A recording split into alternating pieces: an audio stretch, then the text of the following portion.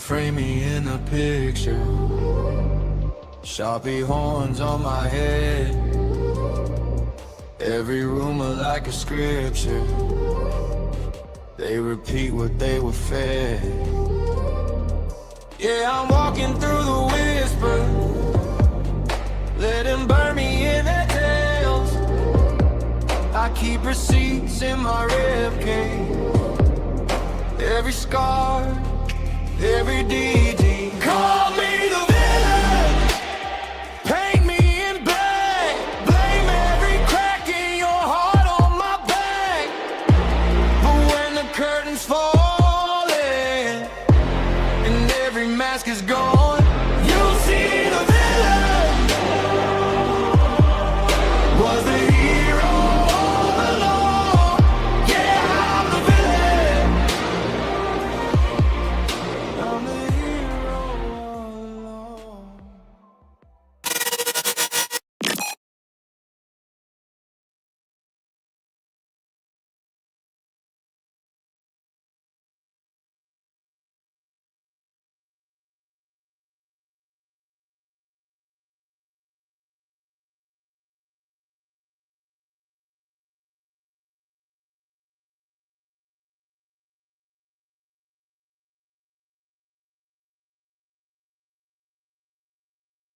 We, the jury, unanimously find the defendant, Chike Rick Chow, as to the charge of murder, not guilty. I don't care what that jury said.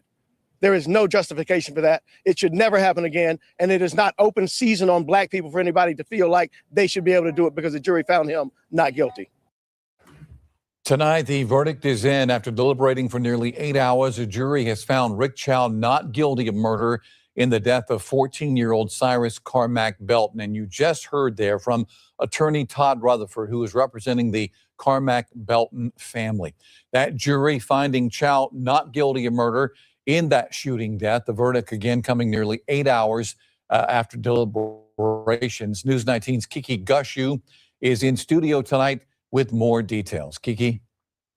JR, for hours today, it appeared the jury was struggling with this case.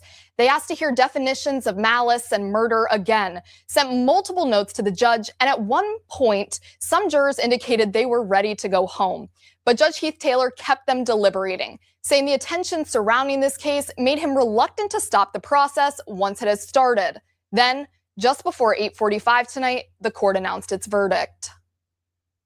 Indictment number 2023 GS 40-07440. State of South Carolina, County of Richland versus Chike Rick Chow.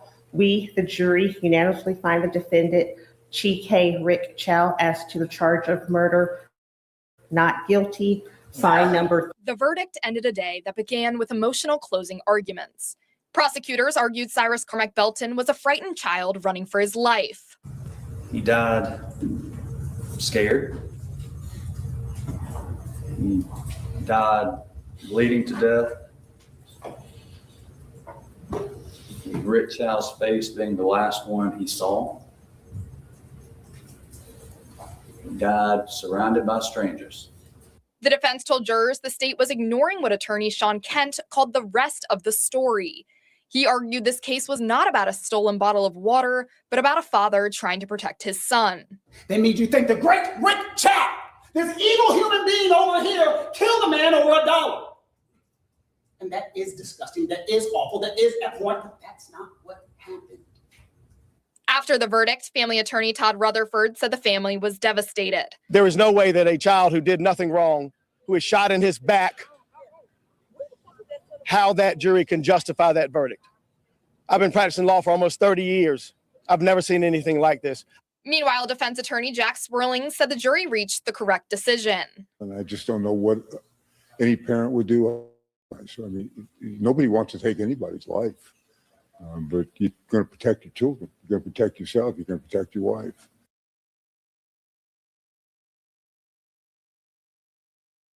County jail tonight. The Belton family says it will continue pursuing a civil lawsuit, while the defense says the jury's verdict confirmed what they have argued from the start, that Chow acted to defend his son. The Belton's family attorney also called for calm tonight,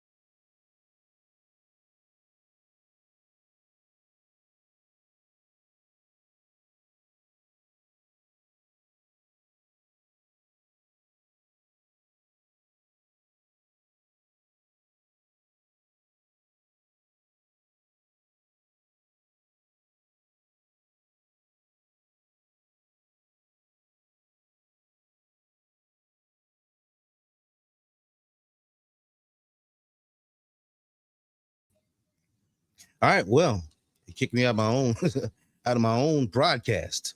But stream y'all gonna have to get that together. I'm sorry for the delay, but I'm back on. But yes, if you don't know anything about the Rick Chow case, this was a case out of South Carolina, and the story starts with a 14-year-old that they thought was stealing, but he really wasn't stealing. They thought that he was stealing bottled water, and so they confronted him. The kid took off running, and he wound up shooting the kid. The owner of the store shot the kid in the back. So let's discuss that. But guess who I got with me? I got Joe Lanu and I got Durand to connect. I'm gonna bring them up. What's up, Joe? What's up, Durand? What up, Hey, though? what's going on? Nothing much. You got Nothing my much. audio? We good? We good? We good. We are good. We are good. I can hear you. It kicked me out for my own stream. I don't know. Yeah, I saw it freeze up. Yeah, man, it freezes up. It does whatever's gonna do. But we're here now. So, Joe, go ahead and introduce yourself. Then Durand, go ahead and introduce yourself and tell us who you are. Okay. Hi, folks. I'm Joe Lanu. I a personality on X, YouTube, and Rumble. I do a Friday night live broadcast or stream where I take 5 volunteers from social media, place them as a mock grand jury, and we show them 5 cases of police use of force each week and ask them to decide if the force was reasonable or not. It's great fun. Follow us on X. Follow us on YouTube as well. All right, Durand. What up, though? So my name is Duran. I go by LMB, the educator on social media. I represent the company Tactical Education and Defense, where I service the community with firearms, medical safety, and security education. So been in business about 5 years, hold over 30 certifications, and just not so much as a collector, but I'm a nerd and I just want to be at my best so I can help people as best as I can. Ain't nothing wrong with the nerds, man. Ain't nothing wrong with being a nerd. I try to be. I try to be educated on some Nerds. That's You're right. nerd. That's right. I'm gonna tape these glasses up in the middle, you know. But this case is interesting, and me and Joe, we talked offline. We talked about the case and talked about how it brings up the reasonable person, right? Even we looked up the jury makeup of how many people were on. With the demographic of the jury, we looked at a lot of things, and a lot of people made it about. Just be frank about it. Made it about race. How do you feel about that, Durand? Well, based on the country that we currently live in, I mean, we'll be remiss to pretend that race doesn't have to do with a lot of these shootings and a lot of these situations. Like these things do fall into a place where I think more times than not, I think it's a cause for concern because it can be a legitimate situation where maybe if this person was of another race, maybe actions would have been taken different upon. But I don't think every situation have to do a race, but I do think that when it applies, it applies. But for the people who are generally at the worst end of that stick, telling them when or when it shouldn't apply is a sticky situation. Joe? I'm not sure exactly what the question is. Why is it about race, or do I think it's about race? Well, do you think about race and why? No, I don't think it's about race. When it comes to the criminal side of it, the case itself, it can't be about race. We can't make criminal decisions like that. In fact, we have a constitutional right against it. But I think the news media in the zeitgeist in general, they see color first, and that's how they line it up. And I'm not saying that Rick Chow is a saint. I'm not saying Rick Chow is not a racist. I don't know. They didn't present evidence of that. But the evidence that was presented there, I think it leads you down the trail to reasonableness, and unfortunately, that's where it lies. Yeah, I feel the same way. So real quick, I think the question you asked me was different than what you asked him. What was the question? That was racist. I know, right? So well, black people can't be racist, but Well played. basically, I beg to but differ, but all right. we could be prejudiced. But anyway, what I was saying in that is, from what I understand, the question that you asked me is, why did people bring up this as race? Yep. And based on what you just asked Joe, you said, is this racist?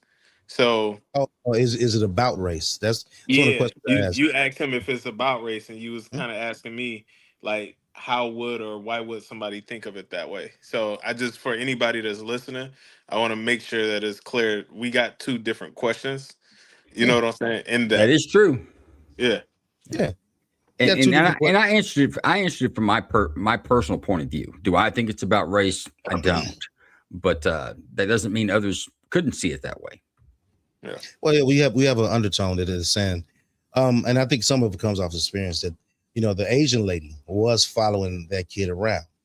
What would have brought that about? I'm not sure. Right. Whether they had their fair share of loss prevention or someone stealing from the store. I don't know the racial demographic, but some people were saying that they oh man, I'm gonna tell you about the comment I seen earlier today. It's crazy. Oh man. One lady blamed it on the Asian hate bill. I want to show that one. But it is as the reason why they got away with that. Or not got away, but they were acquitted. Right terminology. No, well, reason why I asked two different questions. It was just two different things that I wanted to bring up. They have made it a racial undertone to where they were supposed to be found guilty squarely off the fact that I guess they felt they were prejudiced or they felt that they were racist. And even with that, Rick Chow has had two separate incidents that I've heard of to where he shot at someone. He shot at a lady that was in a car. He was trying to take back inventory, some beer that she took, and something else, a bowl of peanuts that she put in her purse. Another guy that started to assault him, he shot him in the leg. And no charges came of either one of those because he was defending himself. So some of the things that came out in this trial, it was very interesting to see. But Joe, what do you think about this trial?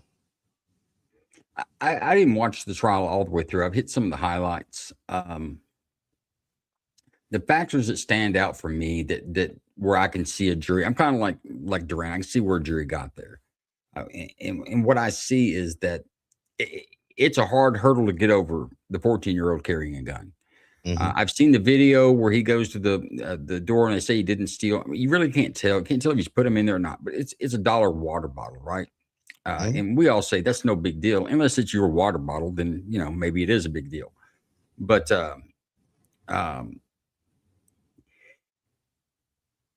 it seems reasonable that the store owners thought he was stealing something.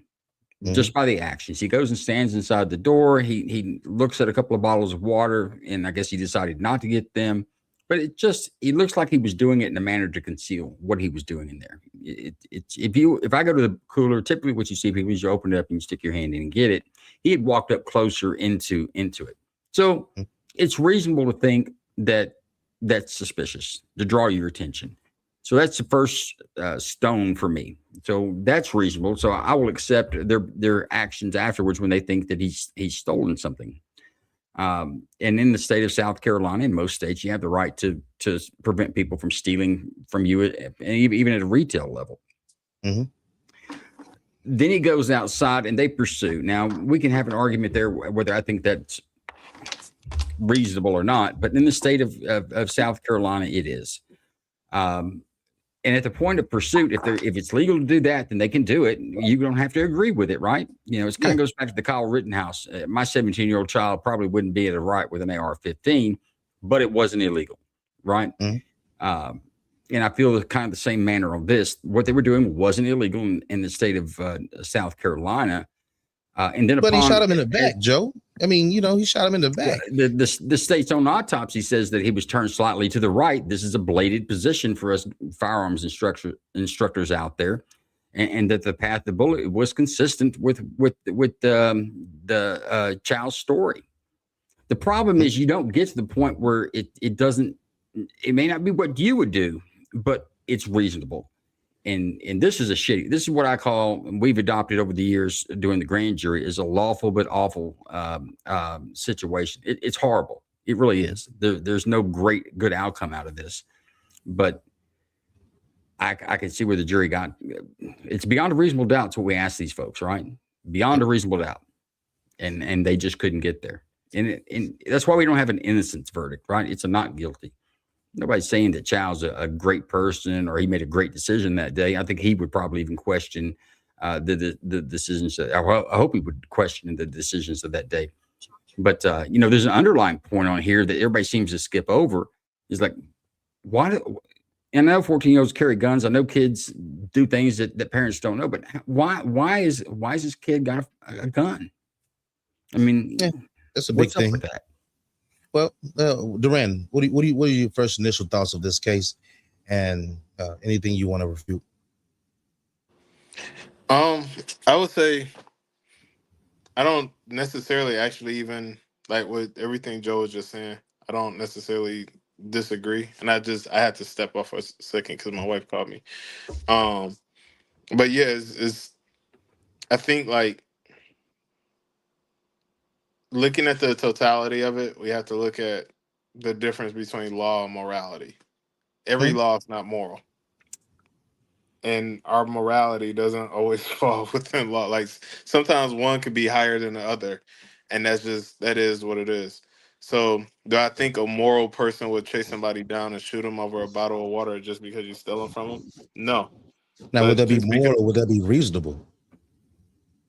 I don't think it's either, but that's where law comes in. So just like Joe just said, he wasn't ruled innocent.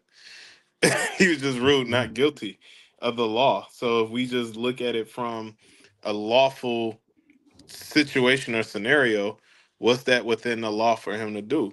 Now, if he was in Florida, I can tell you 100% based on what I've read, he probably had a guilty verdict, right? Because you can't pursue people over property. But this is South Carolina, and that's why when you get people from all over the country talking about, well, this is the law, that's not the law, this is law, they also have to consider that they are in different states and different statutes have different rulings on different things.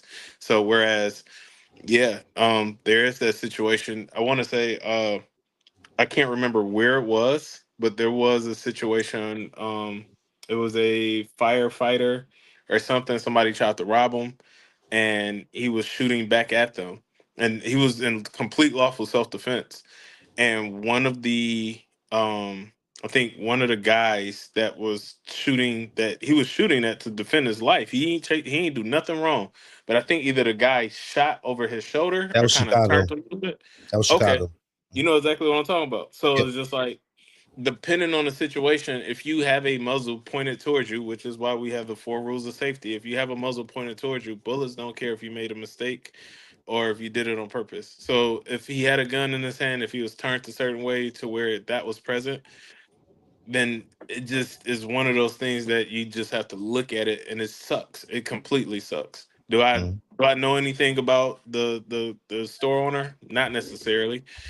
I can't say that I can't prove that he had a history outside of, they say he shot at some other people or was charged, but it's like we can't try people for previous actions unless that's part of the current trial. My But bad. I might be he going. wasn't charged at the time. At the time, Yeah, and I've heard these two. I haven't looked up the validity of them, but according to the reports I've seen, he wasn't charged either time there. So why would you bring that up in a trial? yeah, that's what I'm saying. So it's just like, and even if he was charged, if he was proven not guilty, it has no bearing on today. If that's not part of the overall charges, and it's just, again, it sucks. But you just have to look at 2 plus 2.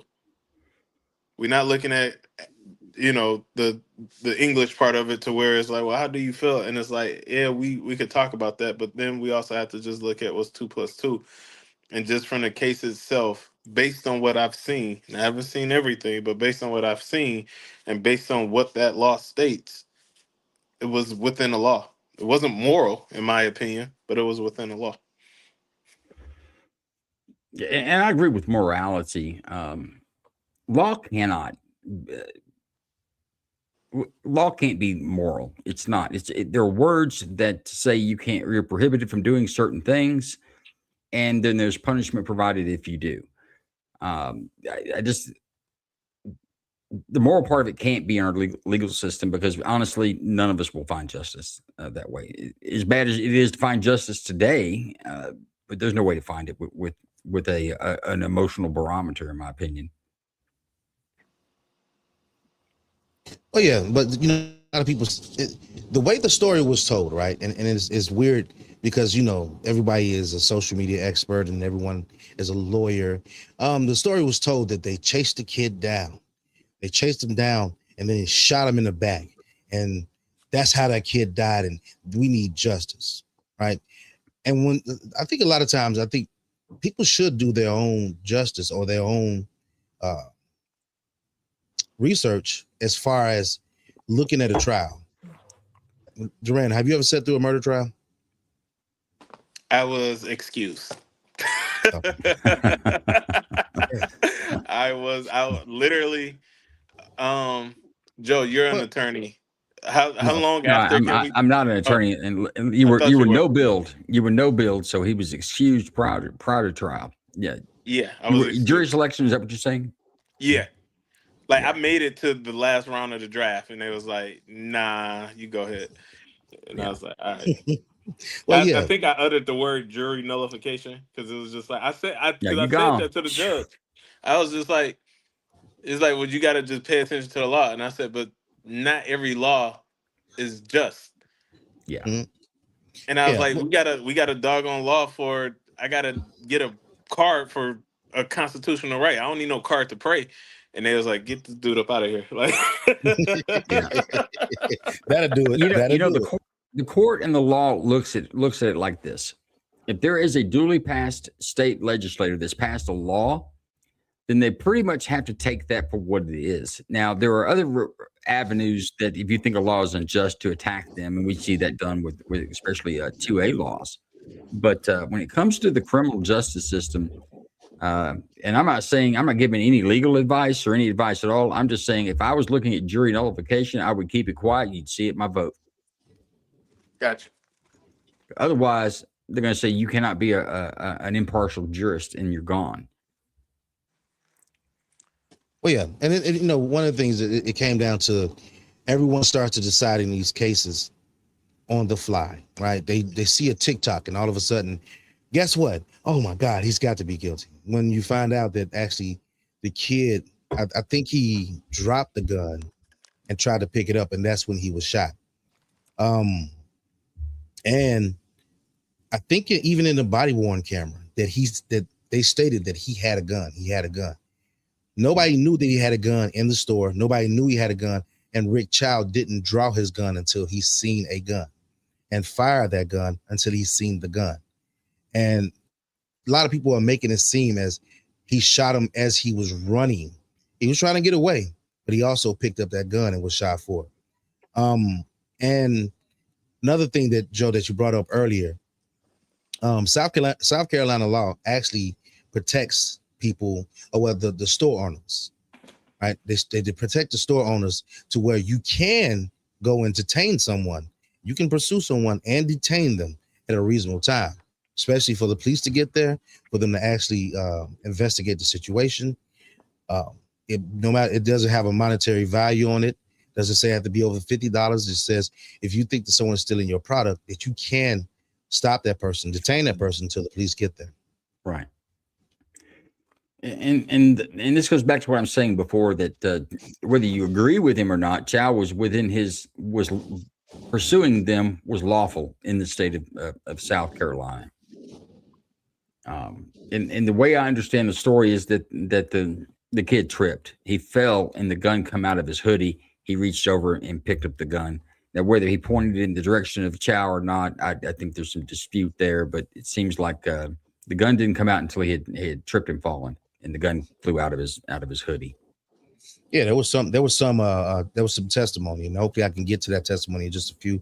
But there was some testimony that he didn't have anything in his hand. He didn't have anything in his hand, but what people are not understanding. They will look at that testimony and say, well, that means he had nothing in his hand. He must be innocent, right? And he didn't point the gun at the guy. Do you have to point a gun? Let me ask Duran, do you have to point a gun at anyone for you to use deadly force? Or does a gun have to be pointed at you for you to use deadly force? Is he stuck? No, Duran? I'm here. No, I'm here. Just the way you ask that question, I can answer it, but it's without so much context. So, it depends.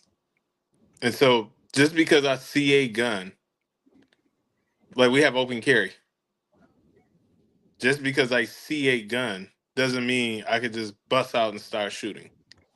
No. Now, if a gun's pointed at somebody, that's also a situation because maybe that person might be actually defending themselves from somebody. So if I don't know the situation, I'm not instantly shooting at somebody just because they got a gun pointed at somebody else.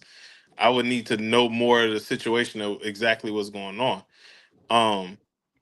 And then if it's pointed at me, of course. But just because somebody has a gun, like if I'm in Publix, or I know y'all probably got Kroger or something up there at Meyer, but if I'm somewhere where, yeah, if I'm somewhere, I'm at a grocery store and somebody drops a gun, if they're going, I'm intently watch them pick that up, and I'm watching how they're responding. Now, would it make a difference if I'm chasing them down and then they drop a gun and they're picking it up? Yeah, I would probably be in a completely different mindset. But then I would think to myself, why the hell am I chasing this person? But that goes back to what's legal, what's not. But when it comes down to somebody just by proxy having a gun, may have dropped a gun, whatever the case is, that's not so much of a black and white answer. Not for me. Yeah. You know, many people don't understand when we talk about the reasonable use of force. The reasonableness the reasonableness we're looking at that will be evaluated. Is it reasonable that the person who used force, in this case Rick Chow, was it reasonable for him to believe that his life or a third person's life was in danger? Now he claims that he believed this kid was going to shoot his son, and that's when he shot. That was his fear. And I think if he told this story at a bar to 10 other people, at the end of the story, they would not doubt that he had a concern for his son. Does that make sense? If the kid wasn't killed, he's just telling the story. We would all believe that, yeah, man, I've been worried. It's reasonable to believe that you were afraid. And that's the threshold that we have to pass over in order to be justified in using deadly force to counter. As long as the fear doesn't have to be real, the gun doesn't have to be pointed at you. Go to the toy gun scenario. On the grand jury, folks that follow that, there are many cases we get where it's a BB gun. After the fact, you find out that it wasn't a true threat at all, but it was reasonable to believe that it was. And I think in this case, that's where emotions are getting crossed over. The jury's not saying that the shooting was reasonable. Clearly, it's not reasonable to shoot a 14-year-old kid. Honestly, in almost any scenario you can think of, we're not going to be cool with that. And I think in this scenario is the same. But that's not what the law is looking at. That's not the instructions. Was it reasonable that Rick Chow had a concern for his life or the concern for the life of his son? And in both cases, we as Americans have the right to meet that action of the perceived fear. It doesn't have to be real. And in a lot of these cases, that's what these things get wrapped into. Well, really, what the Renee Good shooting in Minnesota, everybody's talking about. Well, her intentions were. Her intentions don't mean a damn. Her intentions mean nothing in that situation. Was it reasonable that the officer that shot her believed that his life or other officers or a third person's life was in danger? And I think clearly, if you look at the video, we did it on the grand jury. I think clearly that it's reasonable to believe that he did. And when we look at these, it's like whether the shooting was necessary or not. That's the wrong way to look at it. And look, when you're defending your home, all of us that carry firearms or are putting into it, you run somebody over with your car. You're in a deadly force situation. At the end of that, how do you want to be judged? Do you want to be judged on the intentions? Oh, well, this or that, or all the things that were found out after a lengthy investigation, when at the time you used deadly force, you had none of that time to make a decision. You made a decision on the fly. And the law gives us that. and we need to protect that. We can't get wrapped up in our emotions enough that we go down. This case is not about Rick Chow. I don't know the guy, and I think it was a horrible thing that's been done, and lives have been destroyed. 100%. This is a horrible situation, but emotions, and our founding fathers said this too. Passions at the time were dangerous. That's why our court system moves so slow. It's dangerous that we let passions get in the way of this and start adding extra layers on self-defense, because the other side of the coin is you have someone who justifiably believed they needed to use deadly force, and probably just like in this case, and uses it and goes to prison because after the fact we found out that it wasn't a threat, or after the fact it was a black guy. Oh, well, that there's extra points on that for some reason. I think that's a dangerous place to be. Well, even California of all places, I remember there was a case where a security guard had stopped this lady from stealing, tackled her, they wrestled around, he got the products out of her hand, and she looked at him, she was mad about it. She said, I'll fucking kill you, I'll kill you, I'll kill you. And then she started reaching into her waistband, and he shot her dead, right? Shot her dead, and found out that she didn't have any gun on her. But she made the threat and made a action. She made a threat and then followed up with an action. That's why I think it's reasonable to believe if you're the security guard, if he said, man, I thought she was coming out with a gun, like, that makes sense. And, and if you were to listen to the story, and honestly, if that's your reaction, is like, that makes sense, then that's the standard. That means if a reasonable person with the same set of circumstances and the totality of the situation, the same person would have had the same concern. Then really, in my opinion, the game's over. It's justifiable, and it's going. And a lot of times it's horrible. Sometimes it's a guy with no legs sitting on an overpass in Austin that gets shot with a BB gun. Right? Any other time, this guy's not a threat. He's got no legs. He's not a threat to anyone at any given time. But for that rare instance, in the perception that he gave out by pointing a BB gun at traffic as they drive by, it was reasonable that the officer used deadly force to stop that action because it was reasonable for the fear. And we get away from that when we get into the soap opera side of these drama stories. And that's what we have in the news media. It's to get your attention. It's to get things fired up.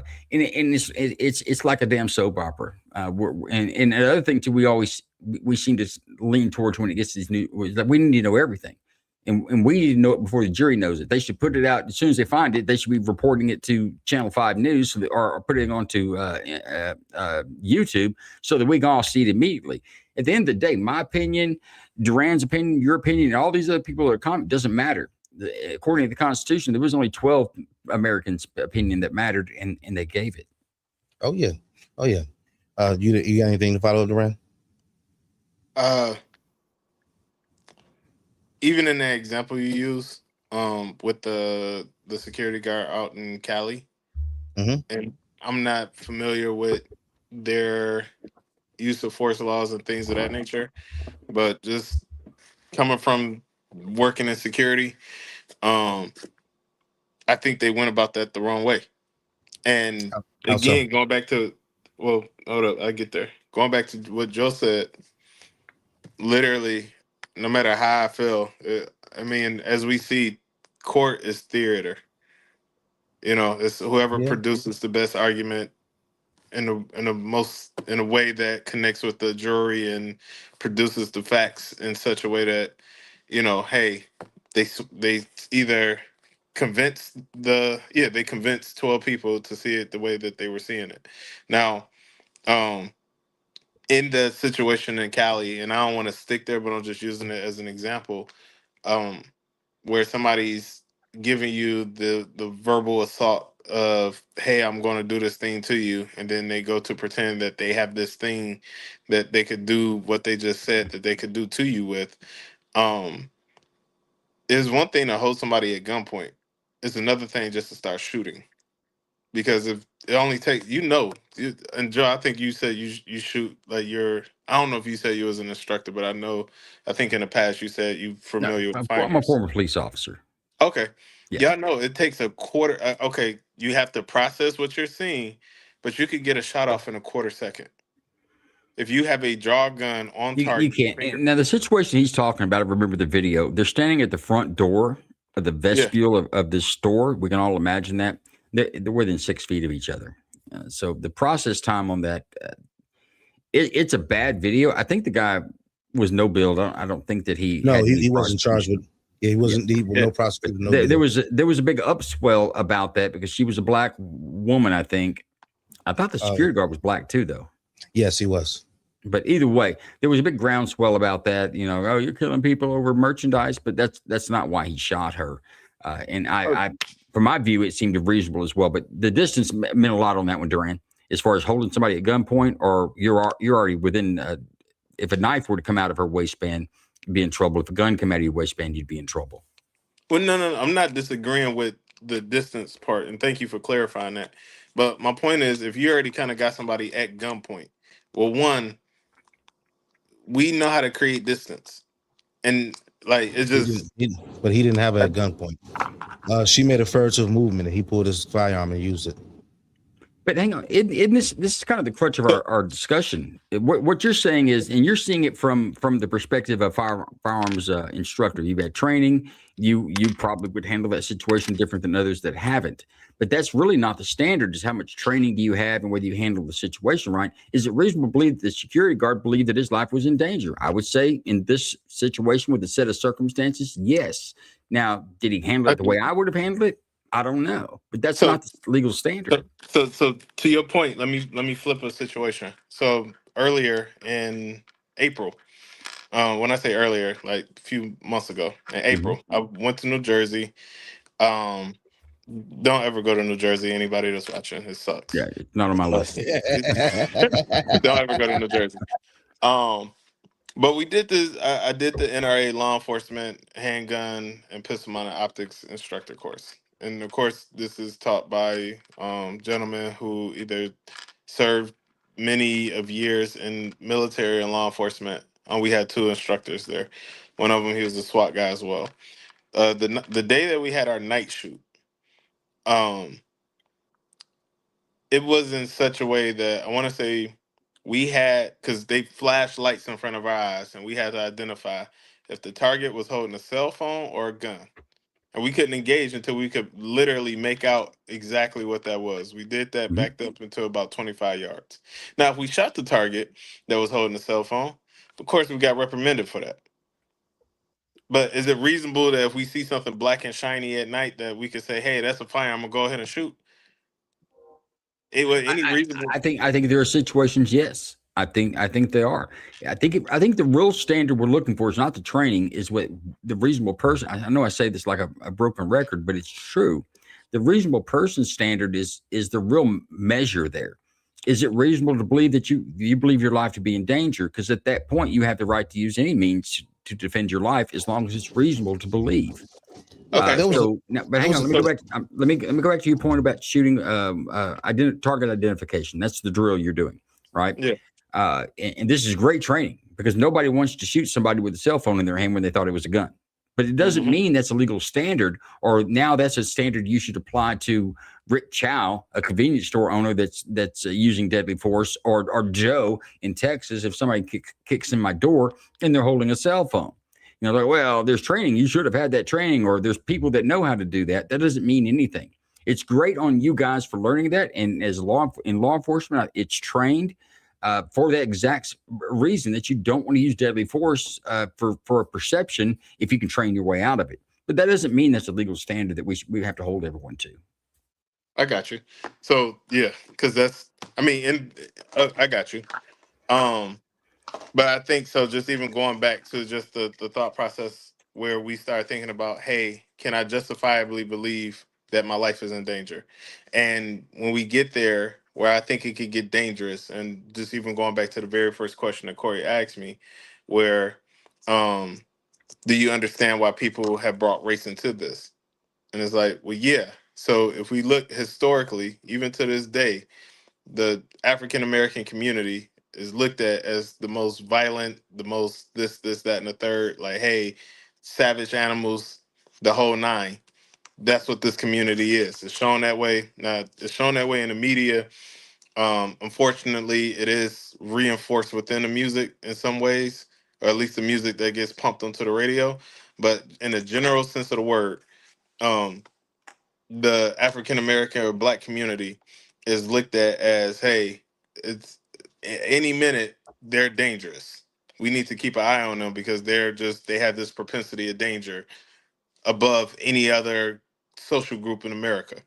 Now, be that as it may, when we start seeing people being shot and killed, now, should he have had that weapon on him based on the law? No, no. So just, hey, excluding the fact that he's 14 years old, hey, this person has a gun, whatever. But when we start looking at why people are looking at, like, or they're bringing race into some of these situations, is literally even looked at as even as we're talking, which I don't completely disagree with you. I do somewhat, but it just might just be the way I feel. I'll acknowledge that. But when we look at the concept of, do you reasonably believe that your life is in danger? That's a good litmus test. But then also to not include how this particular group is looked at as savages, monsters, the whole nine. At any minute they're going to snap. So it's reasonable that you may have had to take care of that monster as soon as possible. Then that's where you start getting into that gray area. And Joe, I'm not putting those words in your mouth, nor am I No, indicating we're that's what good, you're brother. saying. But Yeah, let but me ask you this, and I understand what you're saying, because there is that out there that Black people somehow or another are more dangerous, and I think you can say these generalities when you look at it from afar, but when you get up close and you start seeing the pixels, it's not hard to see who's dangerous and not, and color doesn't have a lot to do with it, in my opinion. yeah, But everything you just put out there that's in the zeitgeist out there, and what historically social media said, or any other group, now you've laid all that on Rick Chow's shoulders. But in my opinion, you would have to have some foundation to even bring it into the courtroom that he had these feelings, or he prescribed this scenario that you laid down. And let me tell you why that's dangerous. When I go to court, because I've been charged, or Duran, you've been charged with a crime and go to court, I want to be judged on what I did, right? There are many people that look at me and say, ex-cop, quite racist. There's no foundation for that. But if you just go with the zeitgeist and what people say and what people's opinions are, then yes, I must be a racist. I have to be, until you mhm. get evidence saying that I'm not. And I think in a courtroom, it's got to be the other way around. If you're going to call me a racist, you better bring in some foundation to bring that up. If you're going to say that Chow chased this young man down and killed him because of the color of his skin, you're going to have more than the fact that he was Black and this other guy was Asian. There's just not enough there. And I think it's unfair and it's dangerous for us as Americans if we take what's going on out here in social media, in the media, and lay that on one person's shoulder. Same thing with cops. You hear that a lot. All cops are bad. And then we got this one cop on trial, but we want to put all the cops' deeds on his shoulders. Because at the end of the day, all Asians aren't going to go to prison for Chow. If they put me in prison, all white people aren't going to go to prison for Joe. All Black people aren't going to go to prison for Duran. Each one of us will go serve that time alone. As America, at the end of the day, it's Americans, man. So Yeah, I yeah. get what you're So saying, but I think inside the courtroom, that can't play unless there's evidence to support it.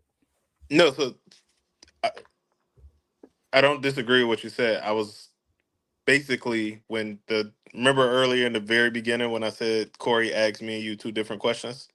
Yeah, I remember he fucked you over, dude. I remember that. I Yeah. got it written down So too. I was Really? reparlaying Really? into that question. So I wasn't necessarily attacking your position on that.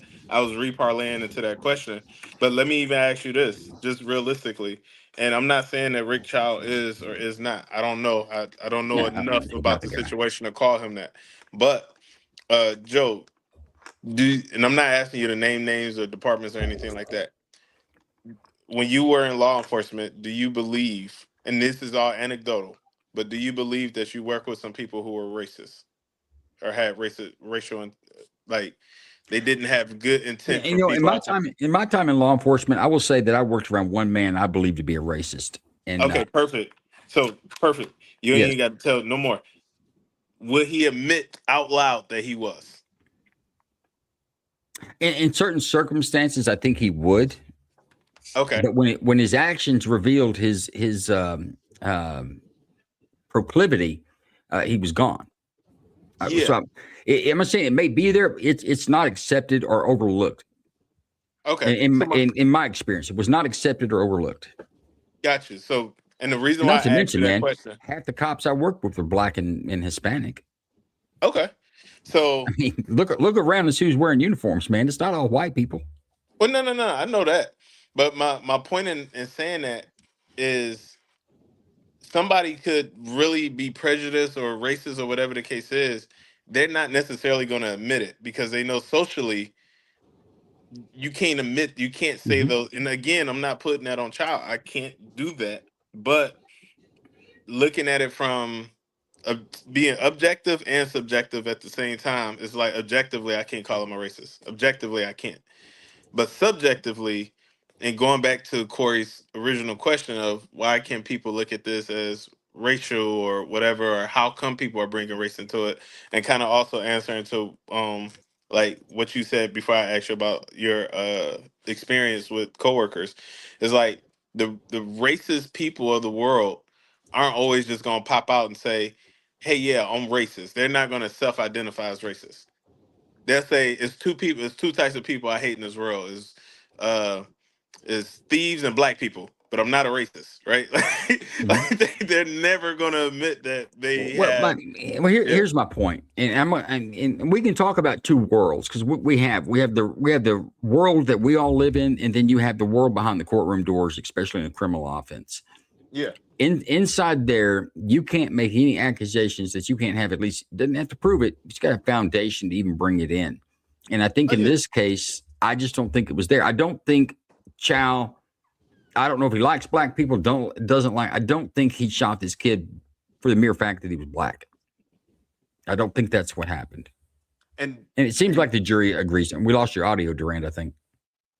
oh, what about now? No, Can you hear me? Yep, we can got hear you you. now. We can hear you. Yeah. So where I don't disagree with you there, because like I said, unless they could bring it up or prove it and it has some type of standing, then cool. But it's just like that's why I said objectively I can't say that, but subjectively it's like it's not necessarily off the table. Like if he was, it wouldn't surprise me. It wouldn't be like, Hmm. oh, see, got it. It's like it wouldn't surprise me. It's like okay, but if it wasn't able to be brought up in the way that it was brought up, then I just You have know, to if deal I with it if I was objectively. investigator on this case, I absolutely would have subpoenaed social media records or any other types of places where you might be able to discover those types of leanings. So I would imagine either I'd be surprised if they didn't look. I would imagine they're probably not there, or at least like I said, you don't know what's in someone's heart. Yeah, You never know. yeah, Well, even more, social media, man, people leave back. I know you probably seen that trial with the Julio Fulio trial with those four guys that killed the rapper in Florida. Social media leaves a trove of evidence, and people they show even down to the keystrokes of them searching for his name. Yeah. They yeah. showed the Yeah, screen no, you're recording. not. If you did it electronically, it leaves a ghost that you can never. They'll find it. You just Yeah. gotta know. Yeah, you gotta have the right probable cause to start digging in with warrants. But in this case, they did. I imagine social media would. You're absolutely looking to see if there was a nexus that wasn't that wasn't what the defendant claimed. Well, that's even more with Kyle Rittenhouse. I'll be right there, daughter. With Kyle Rittenhouse, he I'm pretty sure they scraped his phone. They were looking for something that was racist, right? He has to be a racist. They made him out to be a racist, not this white kid carrying this big old this all the stuff that they made up, right? So they scraped through. They went through his social media and went through everything. They found that he had a Twitter account. What was it called? 4 Doors, More Whores. Yeah, I think it was. Yeah. Mhm. Oh, he had a TikTok or something. But give me a minute. Y'all go ahead and talk. I gotta say bye to my daughter. She getting ready to get on out of here. So Go ahead, brother. So Joe, and like I said, just objectively, I can't. Like again, the situation with the child case, it sucks. It sucks. Oh yeah. I've never fortunately in my life, I've never had to um, finish using self-defense or use the type of deadly force of self-defense to Mhm. protect my life. So I don't know what it's like to take a life. I don't know what that does to you spiritually, mentally, emotionally, the whole nine. I know people that have gone through that, and even though they were completely justified, they have PTSD from it, Yeah. and they're still haunted from that situation. Um, I know that's why, I mean, or not even just that, but just even looking at situations where we do have veterans, or I even say, yeah, veterans, first responders, the whole nine, to where that could be a part of, unfortunately, the higher suicide rates with that community, because it's something that even if you felt like you did everything right, it's like, wow, this is a permanent thing that just happened. um and there are some monsters out here, like the Charles Mansons of the world, that just they do it for fun, and that's just what they do, and they don't feel anything off of that. So I don't. Again, this situation sucks. I wish the kid was still alive. I wish he didn't I have a think we gun. all do. Just in general. Yeah, yeah. And I'm not saying nobody doesn't, right? This is just me. Well, let me ask Um. this. I'm sorry, Duran. I'm stepping all over the top of you, my friend. Go ahead. I'm sorry. Oh, so appreciate that. So I wish just child did not have or felt like he had to take the actions that he had to, despite what the law says. I wish that just again none of it happened, which I'm sure we're all foundationally there, but it's one of those things that when we look at it from right versus wrong, so we have to look at it from, okay, how we feel right versus wrong is versus was lawful versus unlawful. And based on what I'm understanding with South Carolina law, child was within a law. I don't care if he was the person who I love the most or the person who I hate the most. At the end of the day, is 2 + 2 4. And in this situation, it is. Well, go ahead, Joe. I'm gonna go after you. And I think that family hasn't, and they should, if they haven't done it, they should do it already. I think they have an excellent civil suit, but it, at the end of the day, law is not right or wrong. It's written. It is what it is. We have the power to manipulate that. Most of us don't realize that we do. But our Constitution was set up for us to pick our legislators and choose and select what laws that we have and what laws we don't have and how they're worded. The laws are not moral. Laws are not right or wrong. They are written and they are interpreted. And so I don't see the morality or a right or wrong deal almost in any criminal suit, because I don't have my personal preferences, like, I think that's right or I think that's wrong. But even as a police officer, I didn't get to say I like this law and I don't like that law. My job is to enforce all laws and the way they're interpreted and written. But yeah, I don't think that there's a right or wrong out there on this. And this sucks. This is just 100% sucks. But I don't think that race has as much to play in the reality of it as we're spinning it to make it. Yeah, and that's one of the things, because when I look at it, and people derive, they come with their own narratives to where they're like, well, this must have happened because of that. No, it happened because they suspected he was stealing, and they chased after him. Unfortunately, the gun fell out. He tried to pick it back up, and he was shot. And then you have some people on the other side. Well, why was a 14-year-old having a gun? Why did he have a gun? Well, I think that's a fair thing to say, right? A fair thing to say that he wasn't supposed to have it, but at the time they didn't know it until he dropped that gun. Yeah. When it goes down to the very facts of a case, a lot of people don't look at the facts of the case. They don't care to look at the facts of the case because I'm trying to nice dog. I'm trying to prove a point. I'm trying to push a narrative. I'm trying to do all this, and that's what I think. I mean, me as a firearm instructor, and Duran as a firearm instructor, and anybody that comes to Joe with any type of question as far as with the law, then we have to be able to give them the actual law, what it is. And I had a discussion earlier with the lady, and hopefully she can make it on. But I had a discussion, lady, and she was telling me that he lost his right to self-defense when they chased after him. I said, no, they didn't, because it's a fast, ever-changing situation, right? You can go from victim to aggressor just like that, in a snap of a finger. You can go back from aggressor to victim in a snap of a finger. It's an ever-changing situation. The one thing that I think me and Joe have talked about, that actually citizens don't get the right of deference. Police officers may do, but citizens don't get the right of deference. Yeah, well, technically they do. Each state has written that in, but it hasn't been pounded down like it has been for law enforcement. There's been two Supreme Court cases that have made it extremely clear how these are supposed to be viewed when they're in law enforcement, and it is deference for a quickly evolving situation. I think what the lady's talking about, and she's not wrong.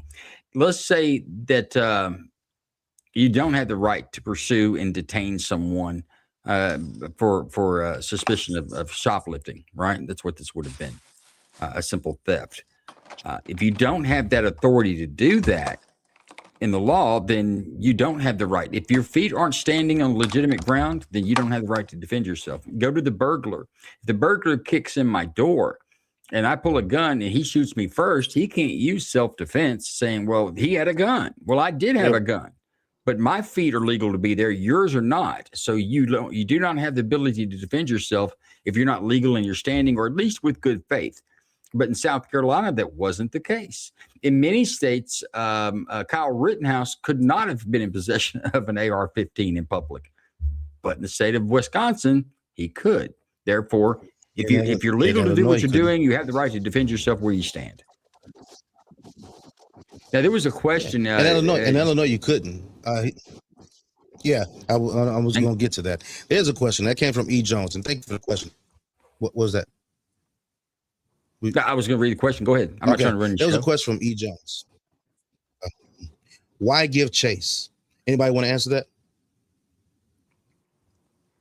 I don't know of a real reason to give why Chow gave case, but it was authorized, or it was allowable in the state of South Carolina. So, I think the question I was talking about is, did the kid pick up the gun and point the weapon at someone? Is the earlier question that E. Jones had. Oh, that's right. Yeah, let me get to that. Because no, I don't think the kid pointed the gun at him.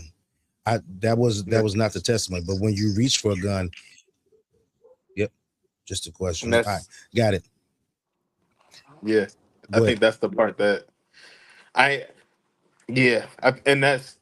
and again, just knowing how quickly a shot can go off just when it's already out. A holstered gun to me is not dangerous, but once a gun is in the hands, and it's like, that's where it gets sticky for me. But yeah, because it makes me think of the firefighter from Illinois or Chicago, and then it also makes me think of other situations where people just had a firearm. Well, you said it earlier. You've got time to process and then defend yourself. A weapon doesn't have to be pointed at you for you to defend yourself. Now, it's not in a vacuum either, right? Point the weapon, or was the weapon pointed, or was it not? Right? A guy's running from a burglary out of a house, and he's got a gun in his hand, and he runs and he stops. He turns around towards someone who's pursuing him, who also has a firearm, and stops and turns toward them. He doesn't have to raise the gun before it would be reasonable to believe that the person pursuing had a fear for their life. Oh, 100%. So I think that I get where people talk about, and I get this a lot. And I'm kind of jumping on this, and Corey, I think you know what I'm talking about. I get this a lot in the grand jury show, where people talk about, well, he wasn't pointing the gun at him, but in less than a second he is. And remember this: in gunfighting, action will always be faster than reaction. So you do not have to be on the reactive side to defend your life. You just have to be effing reasonable. Hey, I've got to step away just for a minute, and that's one of. But I'll be listening. I'll be right back. No problem. No problem, E. Jones. I'm glad that you asked that question. That was a great question. One of the things is, and then, Joe and you touched on it, and I think we already talked about it. That yeah, you don't have to point a gun at someone for it to be necessary, for it to be a threat, right? Would you? I mean, do you have to wait till that person actually shoots at you to shoot back? No, you don't. That's not how the law works. Do you have a reasonable threat? Did you see the closing argument in this case that Durand? I saw it from the defense, not the prosecution. Yeah, what did you think of it? He made sense. I think the He prosecution was was very trash. animated. Yeah, He was very animated. it's theater. Yeah. Well, there's another instructor. There's another instructor that's out there, and he says it. And this is what Johnny Cochran says. But he told me, he said, this is what Johnny Cochran is right at. I mean, he's right in a lot of things, but he was right, very right in this situation. Juries love stories, and if you can be animated, you can tell a great story. That can actually exonerate your client. I'm not saying that the evidence didn't line up to where the evidence lined up at, but that closing argument was something something to look at. Let's look at some stuff right quick. You got anything you want to say? Nah, I think you had said something. I was gonna say something. I can't remember what it was. Let's check this out. Let's see what I think this might be one of those. Oh, that's what it was. All right, so you playing it? You heard some fire? How many shots did you hear? Rick Chow 911 call. Andy Chow called 911 right after his father shot Cyrus Cameron Belton. Here is what he said. I'm Lance, the PI, Sacramento's #1 live streamer, licensed private investigator for over 25 years and a former police officer for over 10 years. Andy Chow called 911 immediately after the shooting. On that call, he told dispatchers that Cyrus Cameron Belton had pointed a gun at him during the chase. The defense played that 911 call in court and argued it proved Andy was telling the truth because he reported the gun immediately after the shooting rather than developing that story later. But here is what the prosecutor pointed out. Andy Chow was the only person who said Cyrus pointed that gun at anyone. Not one independent witness on that street backed up his 911 call. Multiple eyewitnesses said they never saw Cyrus holding a gun at all. So Andy Chow calls 911 after the shooting and says Cyrus has a gun, but every single independent witness on that street saw something completely different. The only people backing up that 911 call had the last name Chow. Rick Chow was found not guilty. The 911 call helped set him free. But the question remains, was Andy Chow telling the truth? Follow Lance the PI for more breakdowns like this. What do you think? He brings up a good point, right?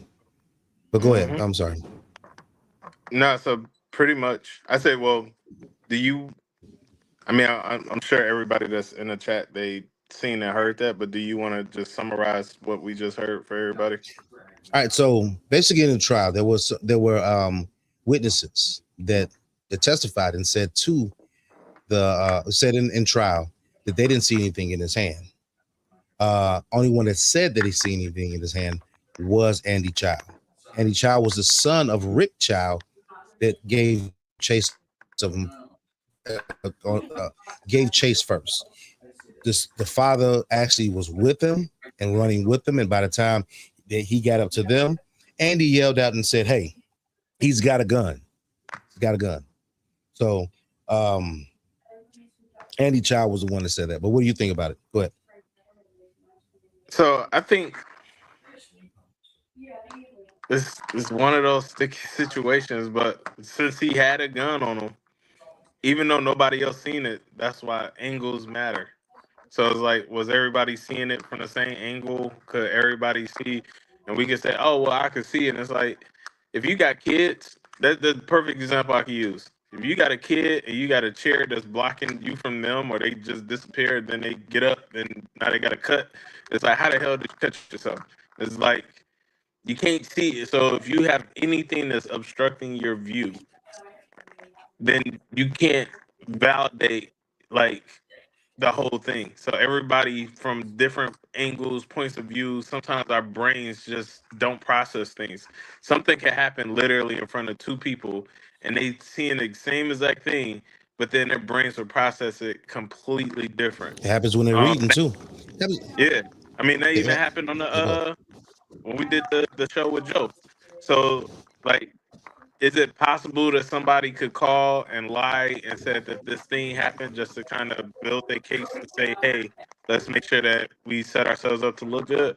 That could happen, but then why that thought But that process? would be the prosecutor's job. The prosecutor's Yeah, job is to. So yeah, if the defense but calls a witness up, yeah, go ahead. but real quick. So the thing is, and I think you were going here, but my point to saying it, and I close on this part. If they said it and they were lying and there was no gun, this would be a completely different case. But because they said it and there Mm-hmm. was a gun found, done. And that's it. Yeah. Yeah, yeah, and you know, you can hold the truth, you can hold the story all you want to, like they get to tell it, right? Of course, the kid is not here; they get to tell it and whatnot. But you know, it's a few things. If you didn't have that gun on you in the first place, would you have really gotten shot?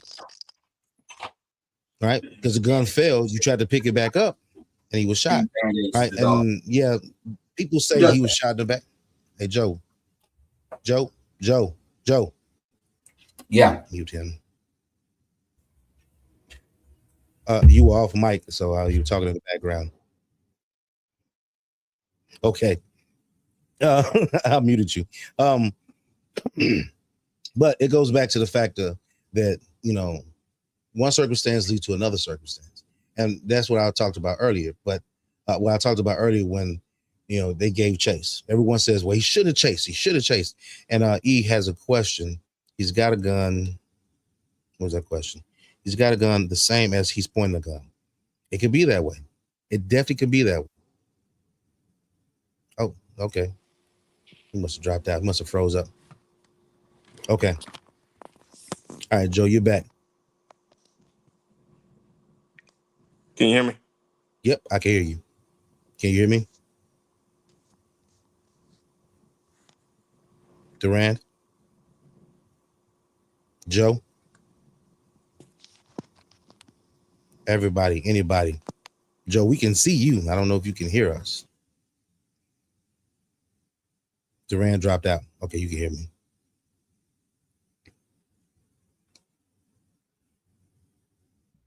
Oh, hell, I had myself muted. Sorry about that. How about Yes, now? One, yes, two, sir. three. How do you read me?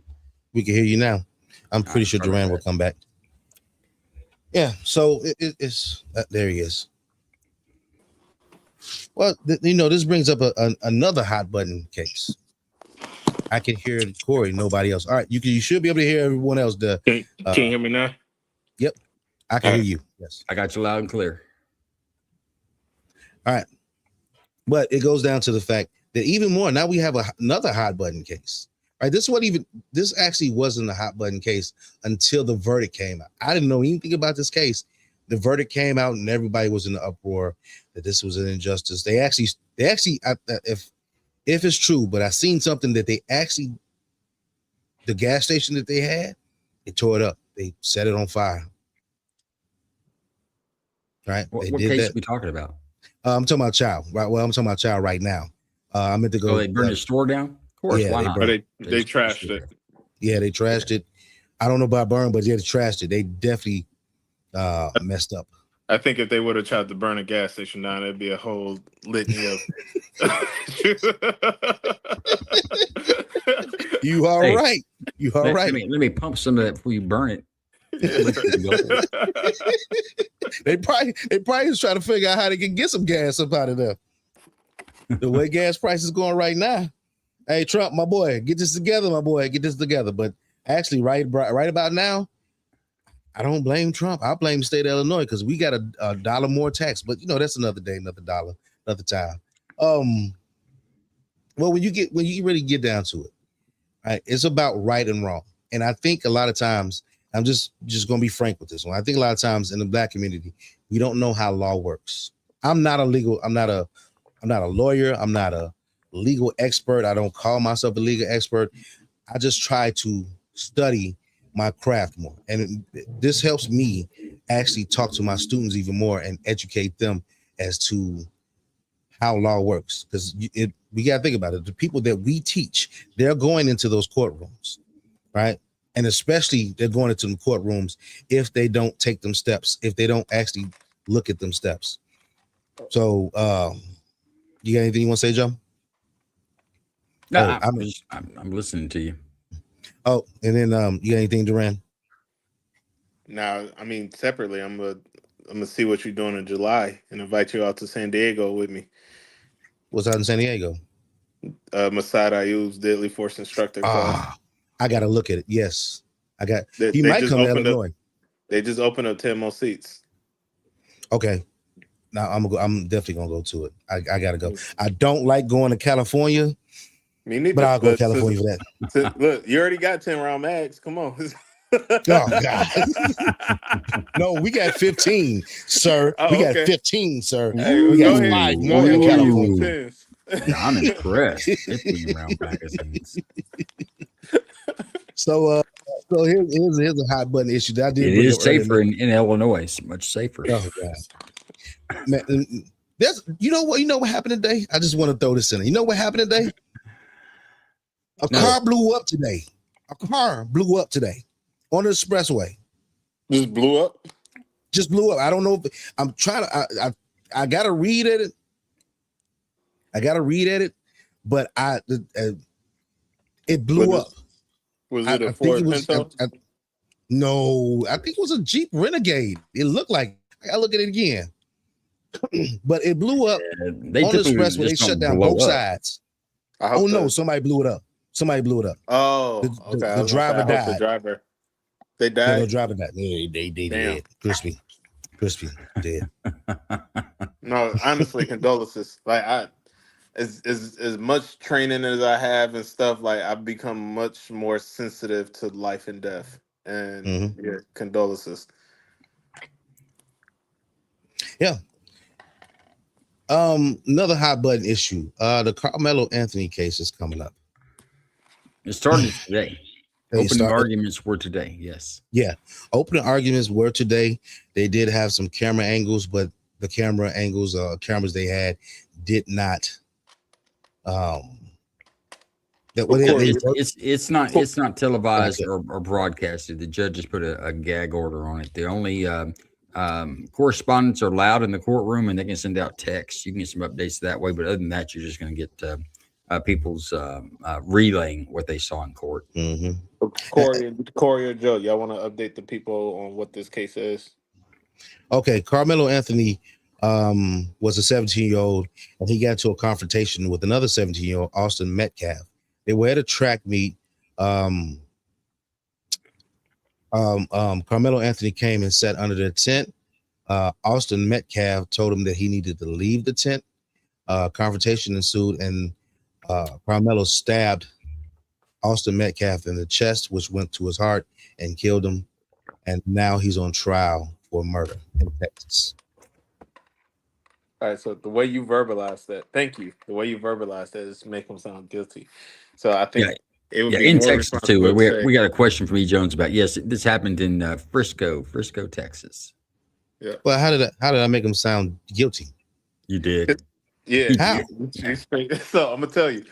So for one, you said he just stabbed him in the chest to the heart and he killed him, and I think like even saying that, which I don't believe you were being malicious in the way you said it. I think it would have just hit a little different. Say, hey, there was a confrontation, and allegedly, Carmelo stabbed. I think his name is Austin. Is that his name? Metcalf, yes. Yeah. He stabbed Austin, and Austin died as a result of the wounds. Allegedly. Yeah. Okay. Well, the other part too is you say that you kind of went both ways. But you said, well, there was a tent, and Carmelo came into the tent. The other guy told him you have to leave. But there's really more nuance to that story. It was raining, so in the stands they had these covers set up, and they were by school. So Carmelo Anthony was an attempt that wasn't his school, but it was raining. He said he jumped in there because it was raining or whatever. But I mean, yeah, there are a lot of nuances to this case. I think at the way Texas law goes, at the end of the day, it's going to be a very difficult for Carmelo Anthony to overcome that case and be found. Now, manslaughter and some other lower charges I can see being on the table, but it's going to be difficult for that young man to get out of it. But then again, we don't know what happened. There is videotape to this that hasn't been released, so the jury will get a good view on it. They're going to be able to see it. I think there's multiple cell phone camera recordings of the event. There is some, and I haven't heard this until just before the trial started, but there's now saying that, I don't know who's saying it. I heard it that Metcalf had some sort of ninjutsu training, and that was another mute. But welcome to the stage. That's a concern, and they said that Carmelo Anthony was concerned about that he was going to put him in some sort of ninjutsu hold, and there he had the fear of that. So, you're starting. Before I heard that, I didn't know that the young man had a defense, but now I hear this. You might be able to put you could maybe reach the reasonable standard of stabbing someone in the heart. There are times where the law says it's reasonable. It's not 100% stab somebody in the heart, you're necessarily guilty. Most of the time, I'll tell you, I don't recommend it. Most of the time, you're probably not going to find that outcome to be in your favor. But it doesn't mean just because it happened in the brief scenario that we give that's how it turned out. And the jury in Collin County is going to hear that. And this is another one before we bring it up. I don't think race has anything to do with it. I don't think Carmelo Anthony stabbed Metcalf in the heart because he was white, and I don't think that Metcalf had an issue with Carmelo Anthony because he was black. I think this was two teenagers and another horrible. I mean, no life is coming out of this unscathed and intact. Our families. It was an adults. The funny thing about it was the adults that made it more about race. That's the crazy part about it. You would think the adults would be the adults in the room. They made it about race, and all of a sudden, I'm sorry. Were they in the room in Ferguson with the hands up, don't shoot? Oh no, shit, that was a lie. where have the adults been in the room in a situation like this? If we had adults in the room, we could all sit down and work things out. But we don't have adults in the room. We have agitators. I'd say, based on, and I never worked high school athletics. I did a long time ago. I did work at a few D1 schools, and I worked in the athletics department. I was the academic eligibility specialist and whatnot, and responsible for making sure people graduated and was eligible when the time came. I will say that between athletes, the things that are said, the undertones, the whole nine, there is a strong undertone and a nuance of racism that floats around the sake of athletic events. I will say that I was not there for this situation. I have heard about Texas, but I was not there for this particular situation. But being that I have worked at different schools in Ohio and North Carolina, and hell, even working at a school here in Florida, and I wasn't in athletics, but just that undertone of like, hey, I'm better than, especially even just depending on the school you're coming from. Oh, you coming from this inner city school? Where does we're talking about insult basically? Where does insult reach the level of deadly force is justified? Well, no. And a lot of times, any force is justified. Well, no, I was more so addressing the sake of the parents, where people start bringing in like, "Hey, this was done through the race," and that even kind of falls back to what I was saying earlier, as far as like, I mean, you, and it's signs. It's very microscopic, but it's not. But we can only look at it from a microscopic standpoint because that's all we have. But when events happen, and the victims, there's like, if I see anything on the news or whatever, there's a peanut gallery talking about usual suspects. We knew it was them. Is this, that, and the third. When it's on the other side, it's quiet. It's, well, maybe they was having a hard day.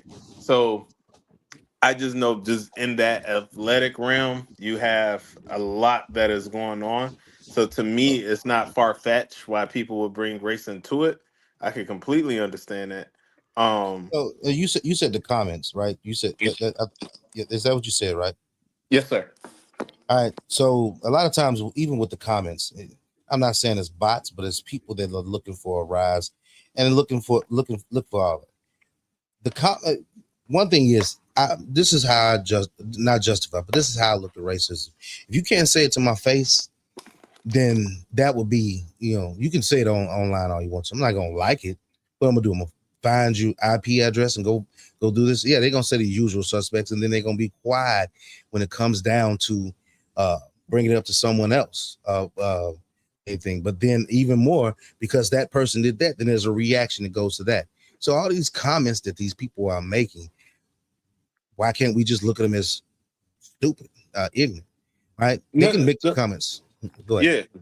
No, to your point, and I do apologize for cutting you off, so go ahead and finish. No, you got it. And again, I apologize. And what up, though, Chris? I see you. Side note, Chris took that class too. Okay. So good job. What up? Good. What's up, Chris? So I was gonna say, you're right. So I'm not disagreeing with nothing you're saying. You are 1,000% right. So I will just defer back to just my experience dealing with college and D1 athletes, boosters, parents. Went to this school, went to that school, and just even the things that were said around me. And it's like I had an issue with that because I had to tread light. Because on one side I wanted to pop off, but on the other side I had to play a role. And it's like, oh, he's one of those safe blacks, so I could say this around him and just say, no offense, you get it. You're not like the rest of them. So it's like Oh, shit. hearing this in multiple places, and it's like that's the common denominator.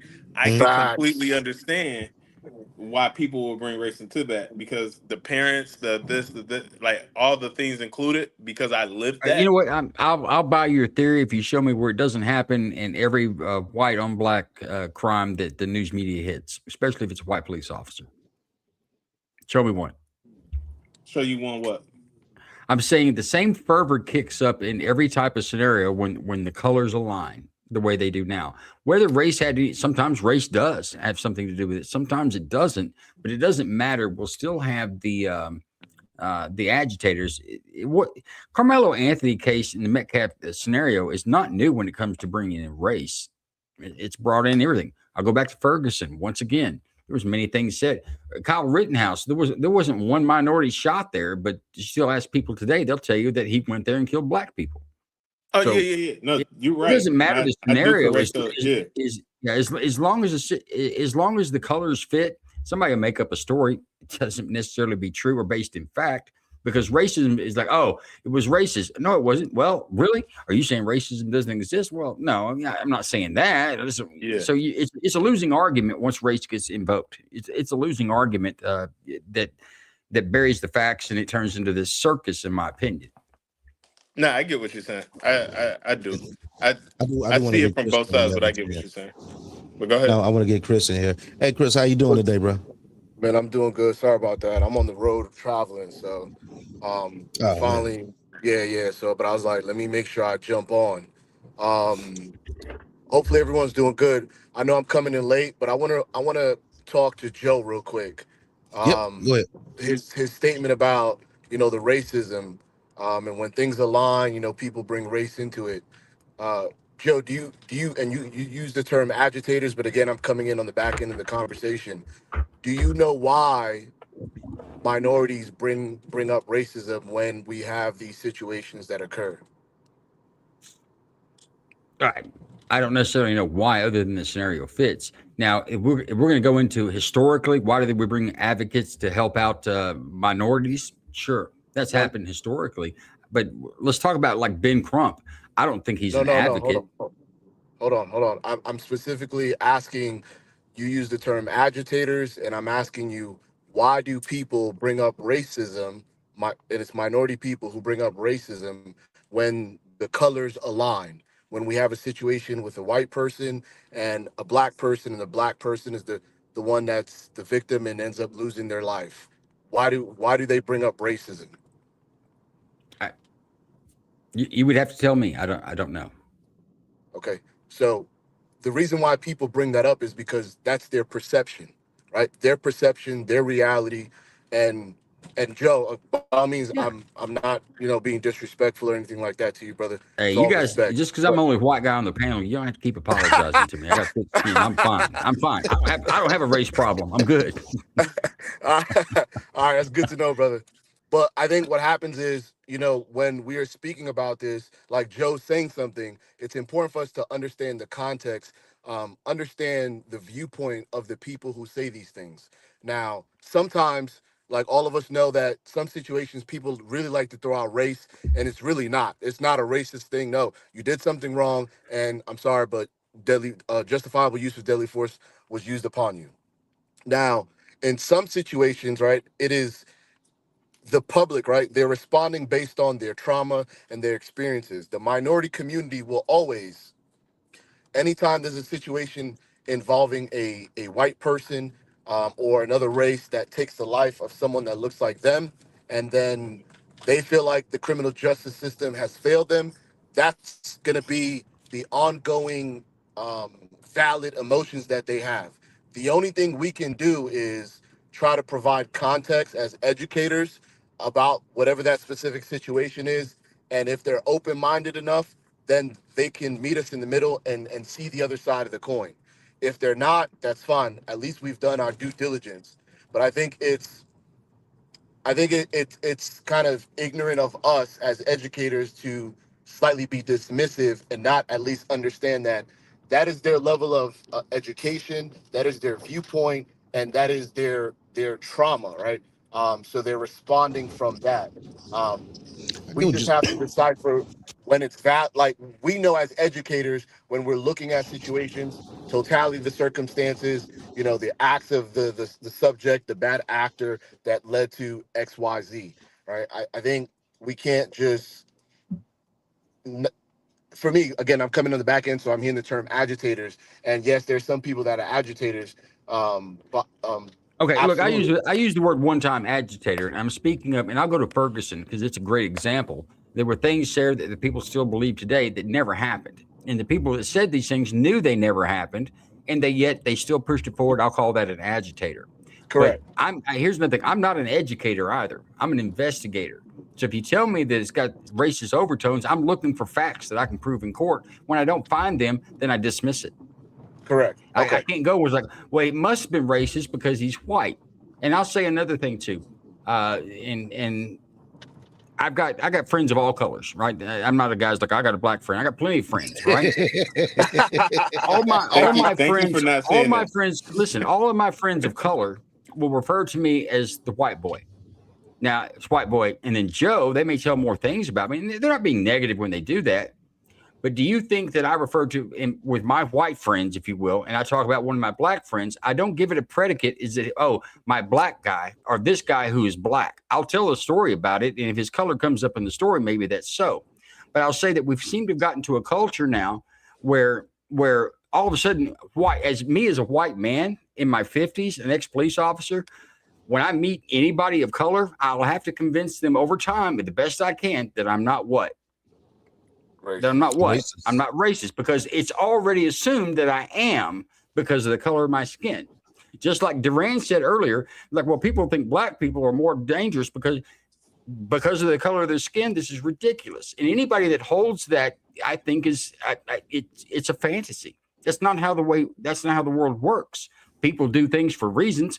Racism could be a motivation there, but if you don't have any evidence, the color of the skin is not evidence enough, in my opinion. Absolutely. Well, Yeah. Color. I wanted to, Chris, before you go, I wanted to welcome Brian. Thank you for coming on there, Brian. Relationship Rehab, man. What's going on? What's up, brother? I'm so glad to be here, man, and support you, man, in the show, Doc. I was listening. I was driving home from work, and then I hit the gym, so I was listening because I didn't know what time the show started. But yeah, man, I'm just here to support you, brother. Thank you. Yeah, we were talking about, of course, the conversation has shifted, and I'm gonna let Chris and Joe get back to it. But we were talking about the Rick Chow. I don't know. Have you heard of that? Yeah. That case? Yep. Right, Rick Chow, and then we talked a little bit about Carmelo Anthony, and then start of that trial. All right, and then it led to this. But I'm gonna let go ahead, Chris, and jump in whenever you feel you need to, Brian. Real quick, just for the sake of, and I apologize, Corey. What's my second guy name? I can barely see it, even with my glasses Brian. on. Just call him Brian. Brian. All right, so Chris and Brian, um, just for the audience, like introduce yourselves. Okay. Um, I'm Chris, the owner of FTAC Security Solutions. I'm based down in Central Florida. We do firearms training and consulting, and we consult on deadly force cases. We consult on security related matters, anything involving use of force, law enforcement, engagements, or situations that we consult on, and that's pretty much it. Yeah, I'm Brian, man. Everybody knows me as Relationship Rehab. I'm got a little small podcast channel, man. I'm born and raised Chicago. I have West Side. South Side Wild Hunters. You know what it is. 12 dudes low down. Anyway, but Cook County. I lived in Michigan for a little while. And I live in Texas. I've been in Texas for the past 8 years, but I was in Michigan. I lived in Michigan for about 7.5 years. What part of Texas? I'm in a Dallas-Fort Worth area. You're a good man. You should forget Michigan. Don't bring that up again. Hey, Right. nah, That's what why I up, though? left. I left. What because up, I had though? to I'm from upgrade Detroit. my What up, life. though? You from Detroit? Do you have your bumper sticker says I wasn't born here, but I got here as quick as I could? No, I don't. If not, I'll send you a website. They'll send you one for free. Yeah, for sure. But yeah, just come from a law enforcement family, man. My old man was a Chicago police officer for 30 years. Uncles, police. I put the jersey on for almost 3 years when I was in Michigan. And I also did I was an NRA certified handgun instructor too for a few years when I was up in Michigan. Since then I haven't done anything since I've been here and let it lapse. But other than that, and I do breakdowns and stuff like that of police shooting videos and things like that as well. So that's just me in a nutshell. Well, Brian, it sounds like you might need to go to a show. I talked to Joe Lanu about a show that comes on every Friday. Joe, you want to roll that promo right quick? I believe you're the producer, sir. You can run it. Oh, man, you know what? You just want to make me do some damn work. I'll be right back, y'all. That's just the way it works.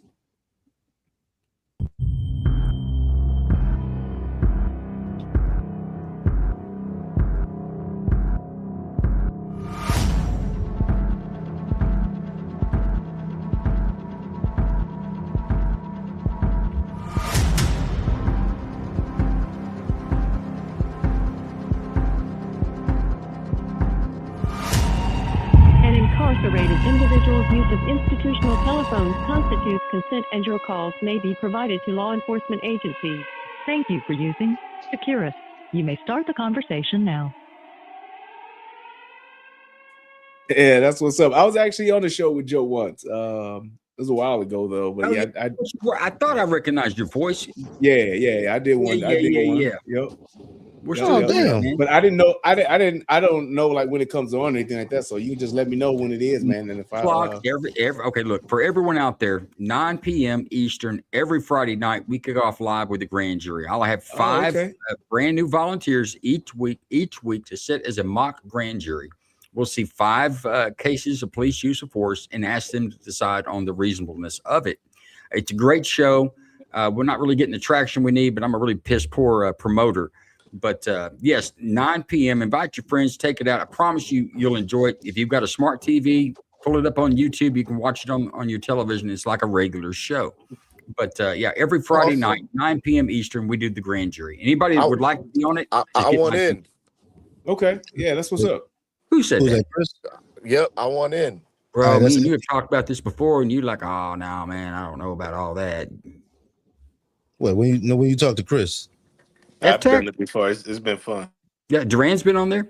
I think FTech, I say that. Me and FTech have talked about it. It was a while back. I don't remember what resolved it. Probably schedules. But FTech. We did? No, FTech he's not on X. No, he's not.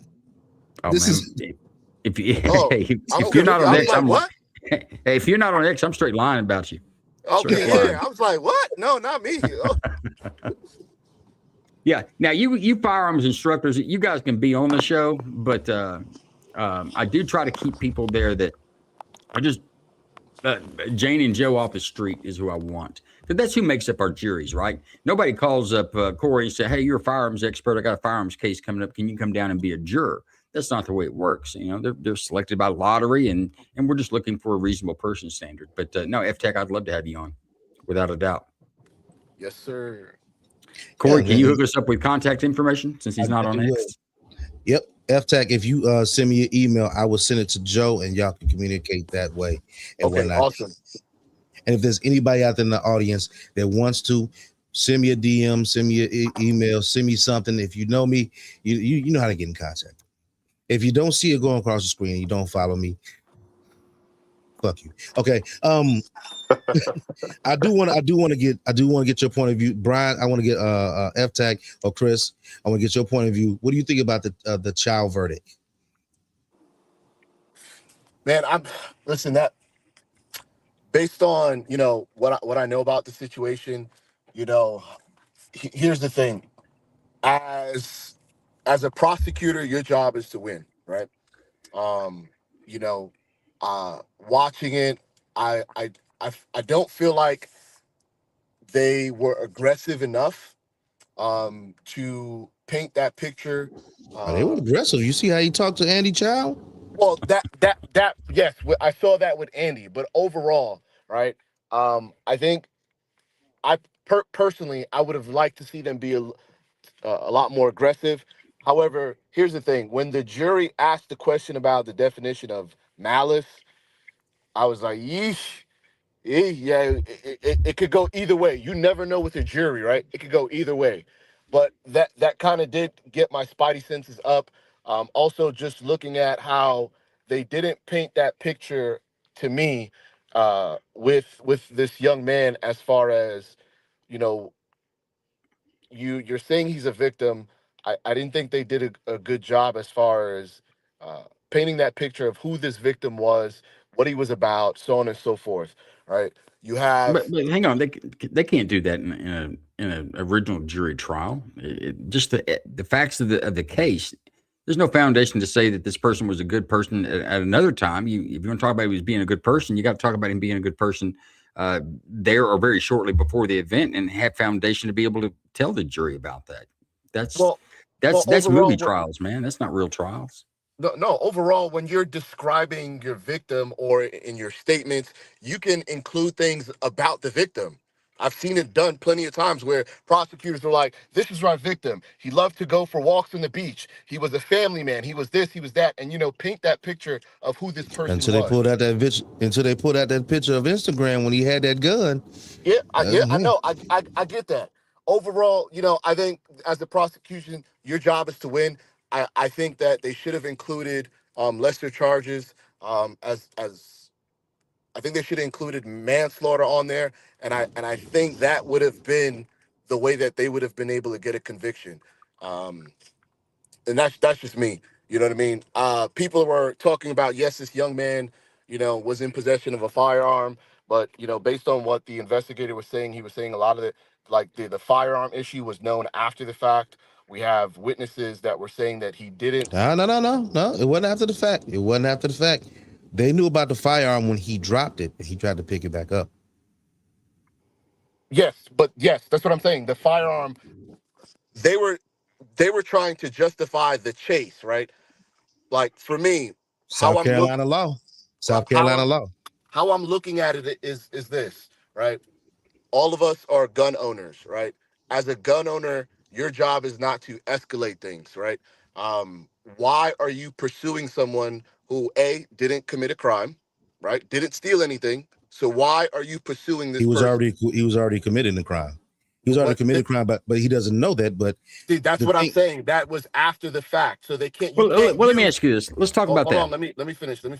You can't say, "Well, we pursued him because we knew he had a gun that you found out about after the pursuit." So you can't. That's after the fact. You can't use that to justify that, right? That But more wasn't importantly, claimed. we have two adults. We have two adults pursuing a child for what reason?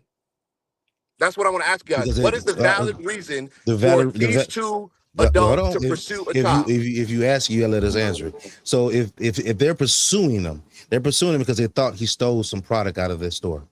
But But hold on, South Carolina law allows that. You can detain someone. You can chase someone down if you think that they stole something from your store. Think or you know that they stole something. Well, let me ask you this: how when suspect. officers arrest someone, do they always know for sure? Is that the standard we have No, for but that, or is it no, but probable cause? you have probable cause. Is it reasonable, right? It's reasonable, but to me, this You're wasn't not reasonable. you're not letting me answer, dude, because every time I say a half a word, you go on a long tirade about how you're right. So it's real hard to have a conversation about this. I didn't say I was right at all. Let's take the one point about you say, did they know or did they think on the theft? What is the legal standard there? And this is what the jury was confronted with as well. Well, the legal standard is it reasonable to believe that he stole something. If you'll watch the video, the kid does go to the cooler. He didn't steal anything, but it's really hard to tell from the video that he didn't, because he takes the water bottles out, he puts them down near the pocket of his hoodie, and then I guess he puts them back because there wasn't a water bottle found on him. But if you watch the video, it's reasonable to think that he did steal something. And that's the standard. The standard is not, did you know for 100% before you went out there and did these actions that are lawful? Because the actions in South Carolina are lawful. You're able to pursue and detain someone for suspicion of shoplifting. So up to that point, whether you like it or not, Chow was within his legal rights to be where he was at. And let me ask you, we're talking about the gun never came out, or the gun come out when he was falling. When did Chow pull out his gun? Did Chow go out the store with the gun in the air and ready to go? No, the gun was on his holster in plain view. All right. But he didn't unholster it until he saw what? We don't know what he saw, allegedly. According to testimony on both sides, he drew his gun when the kid fell and the gun flew out of his pocket, and he reaches over and picks it up. In fact, Chow says himself, he said, I wasn't in fear for my life. I thought he was going to shoot my son, who was out there chasing his adult son, but his son nonetheless. So I kind of get what you're saying. And look, it's horrible. It's a horrible situation, but I think that it's not hard to say how this jury got to this reasonable decision, because that's all they're asking. That's the only thing the state asked them. Is it reasonable that he chased him out of the store? Well, it's lawful, so therefore it must be reasonable. Is it reasonable to believe that he might have stolen something? Well, you watch the videotape. I've seen it myself. It's reasonable. I don't know if he did or not, but it's reasonable to believe that he did, that the suspicion was there. Those two boxes are checked. Is it reasonable to believe that your life was in danger when this person who's running from a theft that you believe to be running from a theft, that's what you believed at the time, falls, a gun comes out, he reaches down and picks up the gun? Is it reasonable to believe that you think your life's in danger or your son's life's in danger? Well, the jury said, yes, it's reasonable. And I can see where they got there. I think when you get too far down on emotions, then our justice system has gone to shit. We're nothing anymore. We're just, how do you feel about this? And then give them whatever punishment you felt like they should get. So my thing is this, right? Yeah, go it's ahead, not Chris. emotions. I'll say this real quick. You're saying it was reasonable for him to believe that there was a shoplifting that occurred. I disagree with that. When Mrs. Chow, Nobody says when shoplifting. Mrs. Chow walked up to him, when she had him shake his pants, I didn't see any bulge of a water bottle or two. If you're talking about two water bottles, it's going to be readily identifiable that you can see the water bottles bulging out of his pocket, right? She made him shake his pockets, pat himself down. So to me, that eliminated whatever reasonable shoplifting thought process they had. Like I didn't see that. He had a very it eliminates it from you, or does it? Hold on. Yeah, I was just about to bring that up. That doesn't eliminate it. Just because he shook it and did everything else doesn't mean that he didn't hide it anywhere else. That doesn't eliminate. They still can investigate, and the state law supports that. That's one of the problems that people are getting hung up on and saying, well, he did all this. He shook his pockets up and down and he didn't steal anything. He was still suspicious of it. But even if he didn't steal anything, why did he take off running? When you have two grown men chasing you and one is carrying a firearm in his holster in plain view, we're talking about a 14-year-old child, right? We're not talking about a grown adult. We're talking about that doesn't mean. But we're Chris, talking about a young child and what young children do, right? Mm-hmm. Right? You have two adults chasing a child. I would expect that is reasonable for a child to run when someone is in possession, plain view of a firearm. No, it's not. So okay, that's you. But I think it's reasonable for a 14-year-old child. The state of South Carolina, the jury said that no, it's not. Okay, it's not just me. the jury of 12 people that sat Juries there don't and always judged get it. it right. And one thing we learned in the police academy, just because you can doesn't mean you should, right? Okay, I get that. So That's so a so fair I'm thinking statement. of I'm thinking of all of that. I respect what the jury their decision, right? I respect it. Hey, it is what it is. That's why I said I personally believe if manslaughter was included, they probably would have been able to get a conviction. I But at don't the end of think the so. day, I have they to believe disagree. that it wasn't. Me, I'm looking at it, okay, cool. I get what the jury has said, but when I'm looking at it, we're talking about a child. And you're saying that it's not reasonable for a child, a 14-year-old child, who's being chased by two men that they don't know, and one is in possession of a firearm in plain view, that No, child shouldn't be scared. That I child didn't. shouldn't run Hold away. on. I didn't do anything. I No, didn't but I'm steal not. anything. Oh, wait, I wait, didn't wait, say wait. you did. I'm no. What I'm saying is, for me, you're saying that a 14-year-old child, even at 14 years old, as me as a 14-year-old man, when I was, if I didn't do anything and they accuse me of something, I don't have to take off and run. I just don't. I know that I didn't do anything. That But not kid all said, children but think hold, like hold that. on. We this is where we're gonna have to get into the whole crux of it now. Now these kids are incentivized to run or do bullshit. And now when they take off and do it, and this type of stuff happens, now we want to yell it's an injustice. If he didn't steal anything, I mean, I'm gonna say this is one of my opinions. I think he took off running because he knew he had that gun on him and he didn't want to get caught with that gun. That's what I think. That's just my opinion, right? That's why he took off running. If he didn't steal anything, there's no need for me to. I didn't steal anything. Go ahead, check what you got to do. I'm not saying that makes them guilty, but I know with myself, even my sons, they don't have to steal anything. But that may be me bringing up personal situations. Yeah, I was so I'm only chiming in just to so I say consider this. Hindsight, of course, is 2020. What we did in our generation, even though like Corey, you may not have ever ran in a situation where you knew you didn't do anything wrong, but you may have known people who did flee from a situation. Maybe it wasn't that type of encounter, but even innocent people, they flee. Like innocent people confess. like these things It happen. happens. It happens all the time. We can't like I know. pretend that I'm it not doesn't. refuting that. I'm not So refuting that. let me ask What one I'm question saying on that. is, but with Brian do have his hand up. He did put his hand up. Go ahead, Brian, and we're gonna get to you, Joe. So it's a couple of things here that I think that we are not really looking at. Number one, this is not the first time something like this has happened in the Black community and in our country. This is something that has happened repeatedly. The thing is, this kid who's 14 had a deadly weapon. That's the first thing that everybody should be concerned about. Why is this 14-year-old walking around with a loaded firearm? If he's a kid, he's an innocent child, he don't know no better. He's just young and dumb. I get it. Why is he wielding a deadly weapon? That is an instant force multiplier.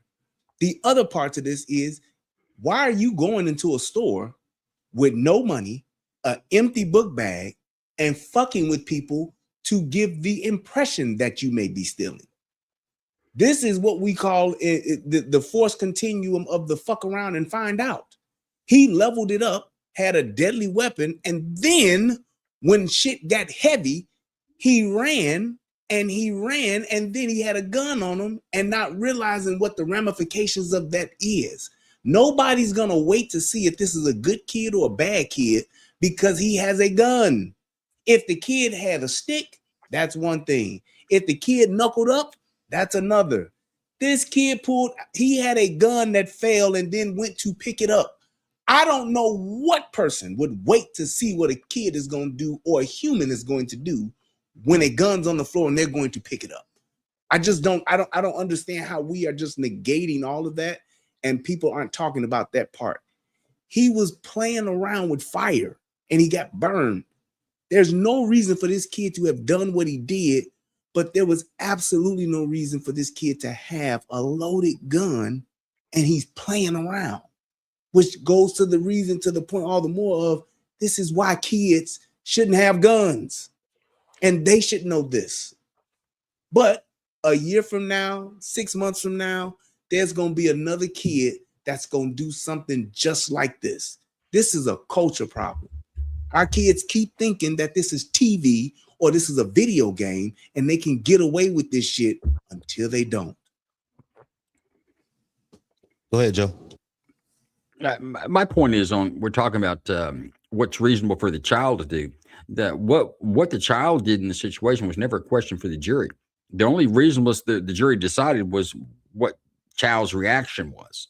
Chow and his son, or even other people in the store. That I'm sure that was a measure as well. But the law's not looking at what was it reasonable for the kid to run, right? Of course, that's not even a question. That's just bringing that up in the argument. It's a great discussion for us to have here, but if we're talking about the legal case, that's not something that was even considered.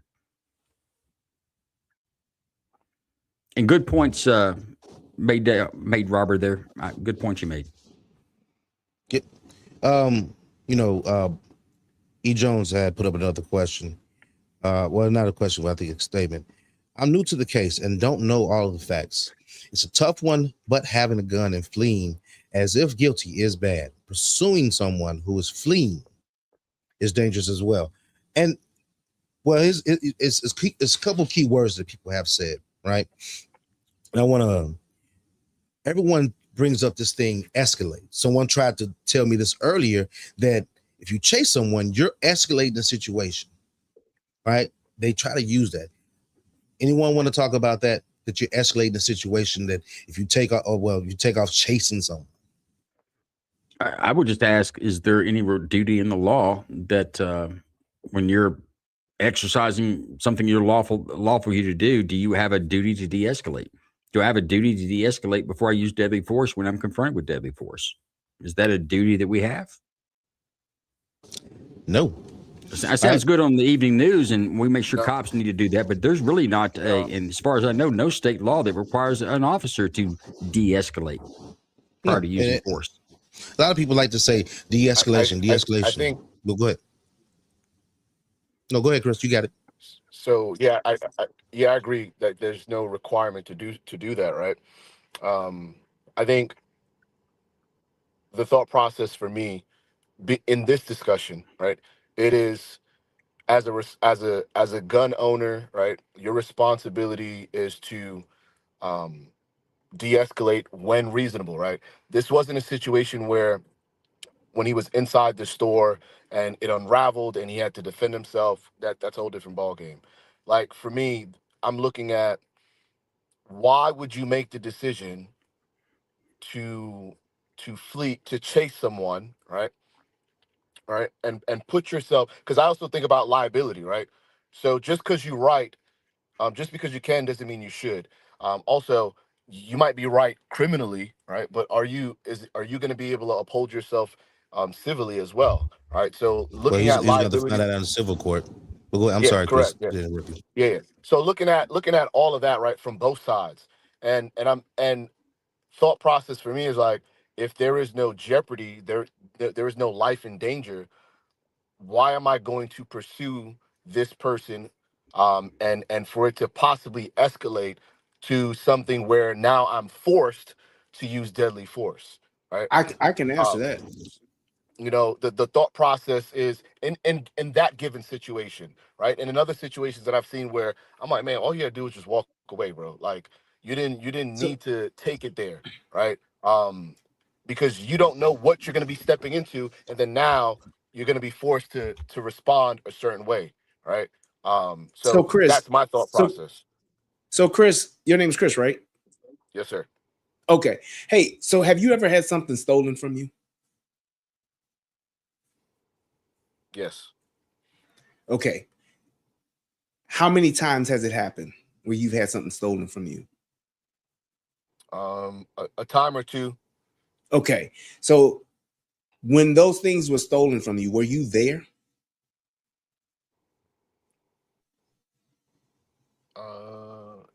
Yeah, once I one of the two Okay. times, yes, I was present.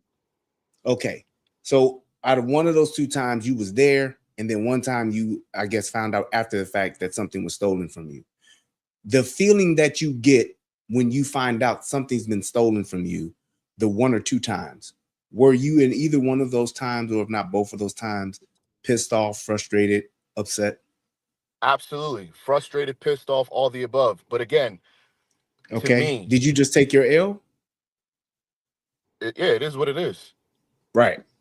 So imagine if that's happening in your business that you worked hard for every single day. Somebody's coming in and they're stealing from you every single day. Do you think that that person should just take the L every day? No, absolutely not. And I'm not going to reference that you should just take the L. However, Okay. because unlike a lot of people, I've actually had to use deadly force, and that process that you go through, right? Mhm. People like it's when you have to look at the bigger picture, and at the end of the day, is it worth it?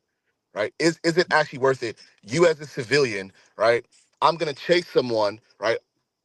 And I don't know what it could lead up to simply because Right. they stole something from me. Absolutely. I totally get that. But the thing So is that you have to understand that we're talking about, this is how this man takes care of and feeds his family. And he's correct. taking L's every day, every other day, whatever the case may be. So it's And gonna this wasn't the create. first incident where he had to pull his Yes, firearm and this use was it. not the first time. So I know. when you talking, And when you're going through that, it's gonna give you a more heightened sense of you wanting to protect what is yours and what you've worked hard for. And not to say that this kid particularly may have done it, even though he probably has, but how many times has somebody gotten away with stealing something, and then to be in the store and you're watching it and you're taking these losses? That's taking food off out of your family's mouths. This is how I live. This ain't just something I do on the weekends. This ain't just something I do because I ain't got nothing else better to do. This is how I live. This is my livelihood. And someone is correct. stealing from me every day. All I'm saying is, when you ask the question as to is it worth it? Yeah, because they not gonna stop. If anything, we And call that what? A lick. We Okay, can go to so old man Child's and we can so get it what you in. basically so You basically what you're hungry? saying, You Brian. thirsty? So basically what you're saying is it's subjective, right? You're saying it's subjective because it goes to now. Chris may think one way and say, hey, it's not worth it for me, but Mr. Child thinks it's worth it for Exactly. him. How much am I gonna I let bet you if these we ask people him steal now, from if me and take this loss? Because there's no recoup for me. Child don't get no recoup. He can't file insurance claims because his insurance gonna go so how he gonna get dropped. So he can't do that. Police can't go and recover a Snickers bar. So it's like you're in a catch-22. But the fact of the matter is, when you're just constantly taking those L's, eventually you're going to lose But so much to where but your bid you can literally go out of business. They hey, just Brian, closed that Walgreens because niggas Brian, kept stealing out of there. yeah, they did. The one in Chicago. Hey, No but other Brian, reason. Yeah.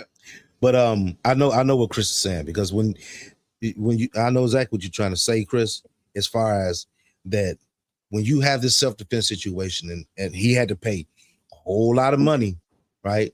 I don't know if he had USCCA, NRA, or any type of insurance, or a US Law Shield, right? We don't know that, right? But even more, you still got to pay with time. And he spent 3 years. He was in jail. He had no bond. He was in jail for 3 years. So he had to spend 3 years in jail, right? Had to spend all type of money for a legal defense, right? And he was pretty wealthy, right? I think he was pretty wealthy because he went to college and he was computer IT he or did something. computers. Yeah, he did computers. Yes. That's why Yep. he had that surveillance system that he installed in the store. You know, Mhm. he had all these So elaborate cameras and stuff. But I bet if we were to ask him, was it worth it? Now, I reason to believe his answer would probably like, no, it wasn't worth it. well, you can ask Kyle Rittenhouse. Kyle Rittenhouse will tell you that it wasn't worth it. Yeah, Nobody wants to. absolutely. Nobody wants to go through this situation where you have to go through a whole court case, be demonized, right? Because everybody made it seem like he was just this evil guy, and then the rumors come out. You can't even defend yourself on the rumors. You can't defend yourself on the rumors because you don't want to say anything about your case. Everybody's saying, well, he shot him while he was running away and shot him in the back. That's not true. It's not true that he shot him while he was running away. He shot him as he was picking up that gun and had that gun in his hand. And that's the facts of the case that people don't look at. So we got people that are protesting. I wouldn't say rioting, but they did tear up his store, right? Yeah. I think they did that, but I couldn't call it a riot, but they were out there. I thought they burned it down, didn't they? Hey, I don't know. No, I his say, store's still, But it's like you taking that loss is all I'm saying. In the heat of the moment, you gonna want to defend yours. Anybody Can I would. ask you a You question? gonna want to protect yours. It's can I? Real quick, because I gotta get off. But I'll be back. The three witnesses, did they say that when Rick Chow shot Mr. Belton, that he was in the process of picking up the gun, or was he running away? They said running away. So The witnesses, wait, hold on. The witnesses said that, but also you have to take into account where were the witnesses and were they just passing in the car? Were they looking at the whole situation? At what angle were they looking at the situation?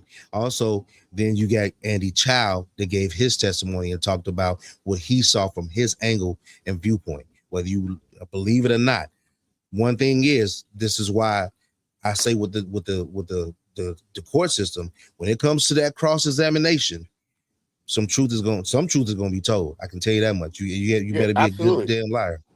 But in that cross-examination, did those three witnesses say, yes, when Mr. Chow shot him, or was that defense attorney able to make them contradict themselves and say that, well, yes, when he shot him, he was reaching for the gun. He was I picking up the remember. gun. Or did they stick to, hey, when I saw Mr. Chow shoot him, he was running away?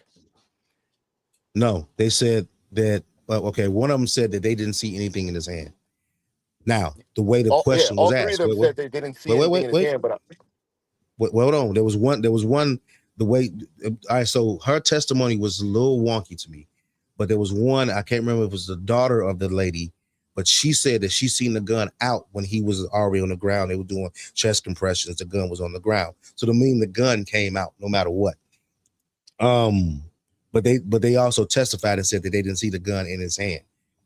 At what point did they not see the gun in his hand? That's important. But go ahead, Chris. yeah. So they're saying, because I remember seeing that testimony when, like, after the shot was fired and he was on the ground, that's when they saw a gun, right? But they never actually saw the gun in Cyrus's hand. So how did the gun get on the ground? From when he was running and fell out and he tried to pick it back up. It was Andy Child, I think, in his testimony said that he tried to pick the gun back up. Yeah. That's when So he yelled to his father. Andy said he tried to pick the gun up, but we have the mother and daughter, and then the black guy. The other brother, I don't remember his name. That all said that they never saw him holding or presenting a firearm. So we have we have three witnesses who are saying he was never holding the gun, right? Mm-hmm. Then we have Andy who's saying he was tried to picking grab up the a gun. gun. He tried to Mhm. grab a gun.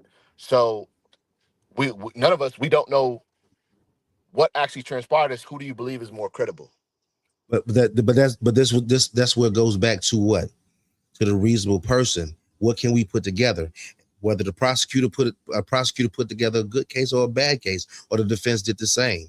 The one thing that we know is the jury weighed the facts and said that, well, doesn't mean they discounted it. They may say, hey, there's not enough there for me to say I'm going to send this guy to jail for the rest of his life because the story did not check out. There were some inconsistencies in their stories, right? There were some inconsistencies, and the defense did lay that out. Was there any inconsistencies with Andy's testimony? I didn't hear anything. In fact, the one consistent thing I heard that was consistent was the defense or the prosecution or the state says that the young man was shot in the back, which he was. But their own autopsy through cross-examination, the person that conducted the autopsy says, well, yeah, he was shot in the back, but he was bladed to the right. So he got hit in the back, but he's pointed in a bladed position back towards Chow, who's shooting him. So he wasn't. It wasn't just a clean. Yeah, it back wasn't shot. just a shot, straight shot in the back. The way the shot went, the trajectory that went through his back and into his heart. I heard this. I did listen to this part of the testimony. Was consistent to where Chow said he was, and from the angle that he shot. And I believe what Chow is saying on this, that they didn't know he had a gun until he tripped and fell, stumbled. The gun come out. He reached down to pick up the gun. I think he's in the right bladed position towards Chow at this point. And that's when Chow shoots. And when you talk about your other witnesses, and I don't know where they were at, but depending on where they're at, is what they're going to see. You know, if they're on the left side of him across the street, they may not see the gun that fell out on his right side. They reached down and picked up and it was shot and immediately went down, leaving the gun on the ground. So it's kind of hard to say that a witness said that, but where's the witness's point of view? What advantage did they have? And if you can point out inconsistencies, that just makes it even worse for as far as being a reliable witness to rely upon. And I think our jury decided the same thing, honestly. All right. Brian, did you have anything you want to say? I know it was Actually, I want to do an apology real quick. I called Brian Robert. My apologies. I saw you look up like, what's this white boy talking about? My apologies there, Brian. My apologies. I saw that too. Yeah, you saw that too. Yeah, it was obvious, man. No, Brian, Brian, you fit the description. That's what it was. Right. Middle name. Well, Corey, I'm gonna come right back up. I'm gonna come right back up. Okay. When I'm talking to black men, I don't know their name. I just start out with Robert. I assume everybody's Robert until they adjust it otherwise. So, Brian, quick, that's nuts. Brian, what part of Michigan did you stay in, bro? I was in the Holland and Grand Rapids area. Okay. And you said you from South Side Chicago, right? Yeah. All right. Have you ever seen somebody steal out of a store? Absolutely. Okay. Where you were in Grand Rapids, did they have the bulletproof glass, double doors, and all that at the stores? Yep. Okay, bet. So we knew that people were stealing from the stores. We knew that people were doing things that they shouldn't. And I agree that when you're in business, nobody should have anything stolen from them. But while you're in business, you understand shrink. There are some products that just are going to be bad from shipment. There are some products that just bad just from being bad. And then you know that you're going to lose certain things. That's the nature of the beast. So, and I'm not necessarily saying right or wrong from Chow specifically, but the ideology that you put out there, I did want to challenge it. Whereas, yeah, over time, you do get tired of being taken advantage of. Over time, you do get tired of people taking from you, and this is like it's like, yo, this is my livelihood. You know, whether if it's somebody breaking in your house, whether it's somebody just they're taking from you, right? Right. But once you put into your mind that I'm gonna get somebody, now you're going off of revenge. Yep. No law justifies revenge. No spiritual practice that I'm aware of. I know there's an eye for an eye, but there's more to that story. Is not a revenge thing. Because it tells you unless you catch them completely in an act, then let it go for what it is, so on and so forth.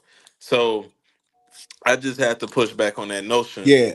No, I agree with you. And that's why I said when I first started, my thing is that's where it comes into the culture part.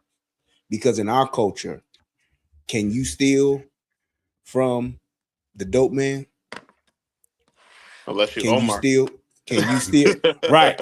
Exactly. Can you steal? You go and steal from the trap house. You know exactly what those consequences are. 100%. Which is why the only people that do that are the people that really do that. So it's a difference in our culture of thieves and then the people that rob the dope man. That's our culture. Well, yeah, the Jack Boy is a real thing. Because it's they call them Jack Boy. It's a whole, I'm just saying it's a whole different ball game when you stealing from, you got to know your audience, if you will, when you doing that. So you carry yourself accordingly with that. That's why there's an Omar versus just the regular dude that's stealing out the convenience store. Yeah, the thing is that what he was doing And to the kid, and I'll even say this on the kid's behalf and give him this grace. He really didn't know the gravity of what he was doing. I agree. But because he had the tools, he was posing as something that he really wasn't. And when it went down, he couldn't do what he needed to do in that instance because it wasn't him. That's why I said the part about we watch too much TV and we listening to these rap songs and we think that's life and we not living that. And we playing. And then sometimes you got to realize that when you have something like a loaded gun or a gun, period, you are putting a force multiplier that if you ain't trained and know what you're doing and know how to do it, you're going to be at the disadvantage when you think you got the advantage because you carrying that iron. That was the problem with that kid. If he would have not had a gun, he would still be alive today. But because he didn't know what he was doing, didn't know how to carry it, probably didn't even know really how to use it because most kids don't. But he had it and didn't really know what he was holding. Yeah. That's to your another point, question. though, and I mean, I can't say what would have happened or what would have not happened, only because that's just grounds to go on an infinite loop of speculation. But for what it is that we do know, and like I said, I'm more so speaking to the mindset that you kind of talked about of I'm tired of this because I push for a responsible gun ownership and I push for responsible people with guns, but I also push for everybody to have guns. Not to get too deep into the history lesson of it all, but before 1968, you could be a kid and go into the store, and as long as you had the money, you could get a gun. You could be a felon and get a gun. We ain't had these issues because everybody had a gun, so it was a level of mutual respect that was out there. So when we say, "Oh, well, you too young," based on current law, yes, and we are living in today's time. This ain't what 80 to 20 40 plus, no, 60. So this ain't 60 years ago. 60 years ago be completely legal, but now we not there right now. But did he know he was doing something wrong in that instance where he was walking around with a gun? Yeah. At the same time, just thinking and going back to the mindset of the shooter, or the mindset, yeah, I just say mindset of the shooter, because it's not that's not necessarily placing guilt or not guilt. Going back to the mindset of the shooter, to which anybody listening to this, I just personally can't endorse. I'm tired of this, so I'm gonna get my just back. I feel that, and just like I like what you said about. Brian, don't forget Joe wanted to jump in. Oh, I'm sorry. I'll say this real quick. 20 seconds. I like the fact that you said the responsibility part on the shooter. I just think that we need to have responsibility for everybody that's out in the world. That's why we have laws so that people can have they can adhere to that responsibility of how we treat each other, because that's how things start to go left, is when we make one person more responsible than the other. And it's like, if we just stuck to the responsibility of the law and obeyed that and do unto others as you want them to do unto you, then we wouldn't have these kinds of problems happening. It's a good point. If we followed the law, there would be a lot less crime. Bobby Joe. But back on the point, back on the point of a 14-year-old having a firearm. I can hear him. I can hear him. I don't know if you can hear him. No, we can hear him. You. Yeah, we can hear him. Oh, So, I couldn't hear him. Duran, you might go have ahead. to drop out and come back. All right. Yeah. It's like a space in here. You got to drop out and come back. Shit. Yeah, the StreamYard getting weird. The fact that a 14-year-old's got the gun. We had this school shooter in I think it was Wisconsin or Michigan. They put the parents in jail because they allowed their child to have access to a firearm. But yet we haven't heard anything on this one. And I just find any other type of shooting or child with the firearm, they would have found who it was, or straw purchases. Somebody would have been in some handcuffs for allowing the child access to a firearm. I just looked it up, though. In North Carolina, it is unlawful for a child under the age of 12. He was 14. Not saying there aren't some statutes, but just mere fact of allowing a child under the age of 12 access to a firearm unsupervised is a crime. But it's not at 14.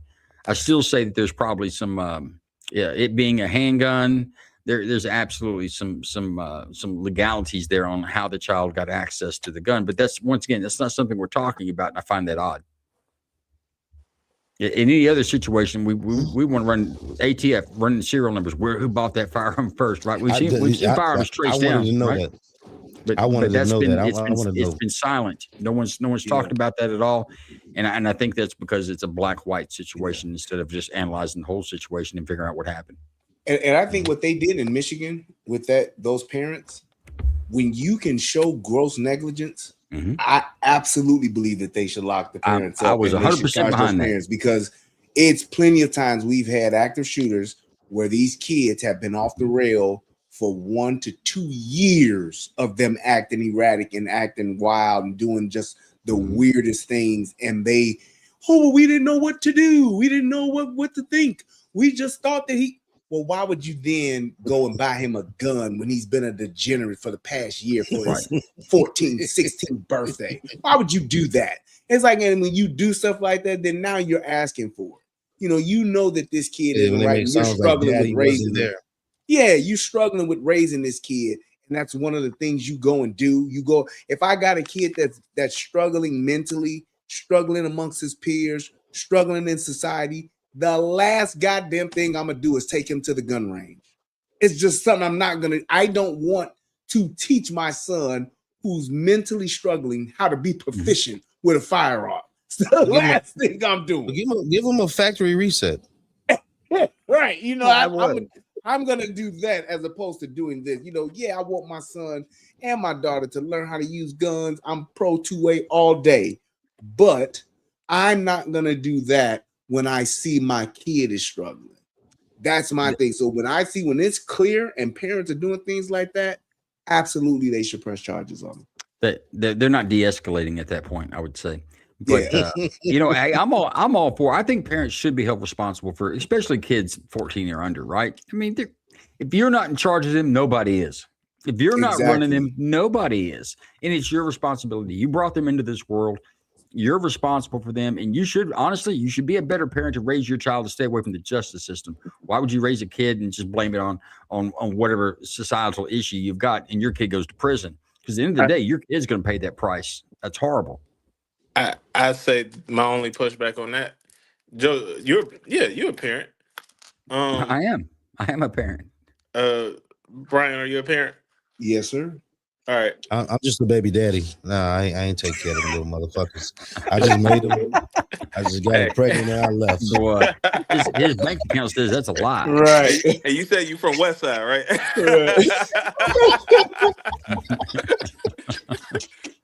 Mister, let me stop my show so I can say goodbye to my daughter. But he a shit daddy now, right? Okay, I got you. But I mean, growing up, and Joe, you had said you're in your 50s. Brian, I'm assuming 30s to 40s. Corey, I already know who you are. 52, Doc. Hey, we aged very well. So look, appreciate you. We came up in an era. I'm the youngest. I'm the youngest in here. I'm 87. So it's 1987. I'll be 39 this year. I say that to say I was last of the Mohicans to where we could go out. Ain't no phones. We just come back before the street lights come on. Our parents didn't know what the hell we were doing. We was just outside, just getting in and going. But also that was during a period of time where unfortunately there was some abuse, but there was the active discipline without much consequence to the parent for disciplining their children. Now we're at a situation now to where I do agree with holding the parents responsible for negligence, but at the same time it's like, hey, I'm gonna hold you responsible for negligence, but also I'm gonna hold you responsible if you spank them in the way that I don't think you should spank them, or if you discipline them in a way that I don't think you should discipline them. So it's a catch-22 for us parents to actually have those tough conversations, to take things away, because if we take something away, now we're mentally stressing our child out to take them beyond depression. Like, it's all of these things that what state prevents you from disciplining your child? You said what state? What state? What state is Child Protective Services in? I think, and this is a misnomer. That's not a state. He said what state? This is a misnomer that's gone on for more than 20 years, that all of a sudden you cannot discipline your child. That's not true. I know in the state of Texas, and I think it's probably this way in every other state, because if you can't imagine, I can't imagine it being any other way. What the law says is that you may use reasonable force to discipline your child and to safeguard their welfare and well-being, which means you can spank a child. And the way that usually goes, if you leave a mark, you probably hit them too hard. You could have some issues with that. Slapping them in the face, punching a child, you can't do that. That's not reasonable discipline. But reasonable discipline is paddling, is smacking your kid on the butt, grounding them. You're not prohibited. Any parent that says, I can't do it because they'll call CPS. When I was on patrol, on 2 occasions, I've been called to the house by the child because they've been threatened to be spanked. On both times, I offered to stay and supervise. If you're worried about your parents using too much force, then I will make sure they apply it correctly, and I would tell them exactly what the law says. Your parents have the right to use reasonable force to safeguard your discipline and for your welfare. And if that means busting your ass, then I'll stand here and watch to make sure it's happened. By the way, on both kids, I offered it both times. They didn't take me up on the offer to witness it to make sure it was done correctly. But I'm sure it was done when I left. But many people will say that, and what they're saying is not true. I haven't looked at all 50 states in jurisdictions to see that it's not true. But I can't imagine the state saying you cannot discipline your child. You have a right to discipline your child as a parent. You have a right to ground them. You have the right to say you can watch TV, you cannot watch TV. It's not mental abuse. It's not an abuse to discipline your child, whether it be by force, reasonable force, or it be by denial of some sort of a privilege. To say that is a parent who's copping out. You brought them into the world. They're your job. And thing that bothers me the most, that as a parent, there is not another human soul, another breathing person, or will there ever be another breathing person that will walk on this earth that has a more vested interest in the success of my children than me. So I take my job seriously. And I think I've done a pretty decent job, but I've had really good kids too. So it's not like I'm a great father. They've just been really effing easy to raise.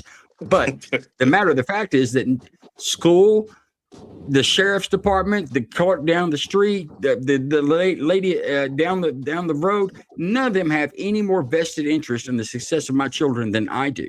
And so no one should stand in the way of that with me, is the way I feel about it. You know, my mother used to tell me, well, in Illinois, we call it DCFS, I guess dysfunctional child family. Yeah, same thing. Department of Family Children's Services. Yeah, DCFS. But she used to tell me it stands for dead children for sure. That's why I never called it. And that's the thing too, though, to Duran's point, though. I believe that we have had for generations here, we've had a bad parenting problem in America. It's like there are parents that that don't know, literally don't know how to raise children, and unless they have had a child with another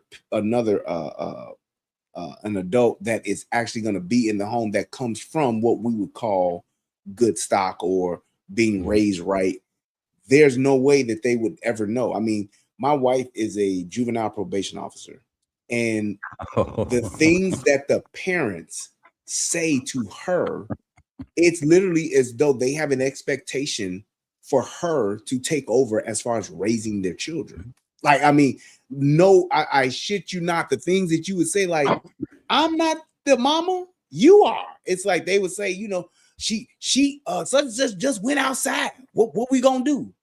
What you mean? What we gonna do? Is she supposed to be outside? No. Who is we? Yeah, I mean, just those kinds of things that they literally just don't know. So it's a thing to where it's like it's so problematic to where when people say the wild things like, man, you should have to take a test to have kids. It's kind of like you might need to or get a certification as a parent in order to do those kind of things, because you have parents that have no clue as to how to raise a child, just like with a dog. Go ahead, Joe. Well, you say that too. Like it's like Hillary Clinton says that it takes a village to raise a child. I disagree with that. It takes a mom and a dad. It only takes two. It's always only took two. Don't show up at my door village and think you're going to have anything to say about my kid, because I'll answer it with gunfire if I have to. It doesn't take a village. Losers anyway. She lost. We don't listen to losers. But my point is, well, you still hear people say it as if like, well, we have to get together as this team. No, you don't. You need two people to get together as a team. And quite frankly, I'm kind of like Brian. I think we fix that by starting to hold parents responsible. If your kid goes and damages, steals something from the convenience store, then we should be able to come back to you as a parent and say you owe us that money. You know, being a juvenile shouldn't be it. There should be, like in Texas, if my kid doesn't go to school, they'll fine me and I'll have to go to court for truancy, right? They hold me responsible to get my kid in the seat so they can get their tax dollars for the public school system. Why not hold my ass to the seat when my kid goes out there and does something stupid, steals something from a store, breaks into something, does some damage, right? It used to be that way. And I don't know why these laws are still there. Parents still can be held responsible, but they won't do it. I can tell you why. We lost a sense of community. Even back in the day, yeah. Well, hold on. We lost a sense of community. Now we just stay in neighborhoods. We don't stay in communities anymore. What I mean by that, I would know all my neighbors on the block. If I did something down the street and I fucked up, I probably got 2 or 3 ass whoopings on the way down the street, right? Before you got the final boss. Before you get to the final boss, right? But even more. Come here. I'm on my ass already sore. Come here. I'm like,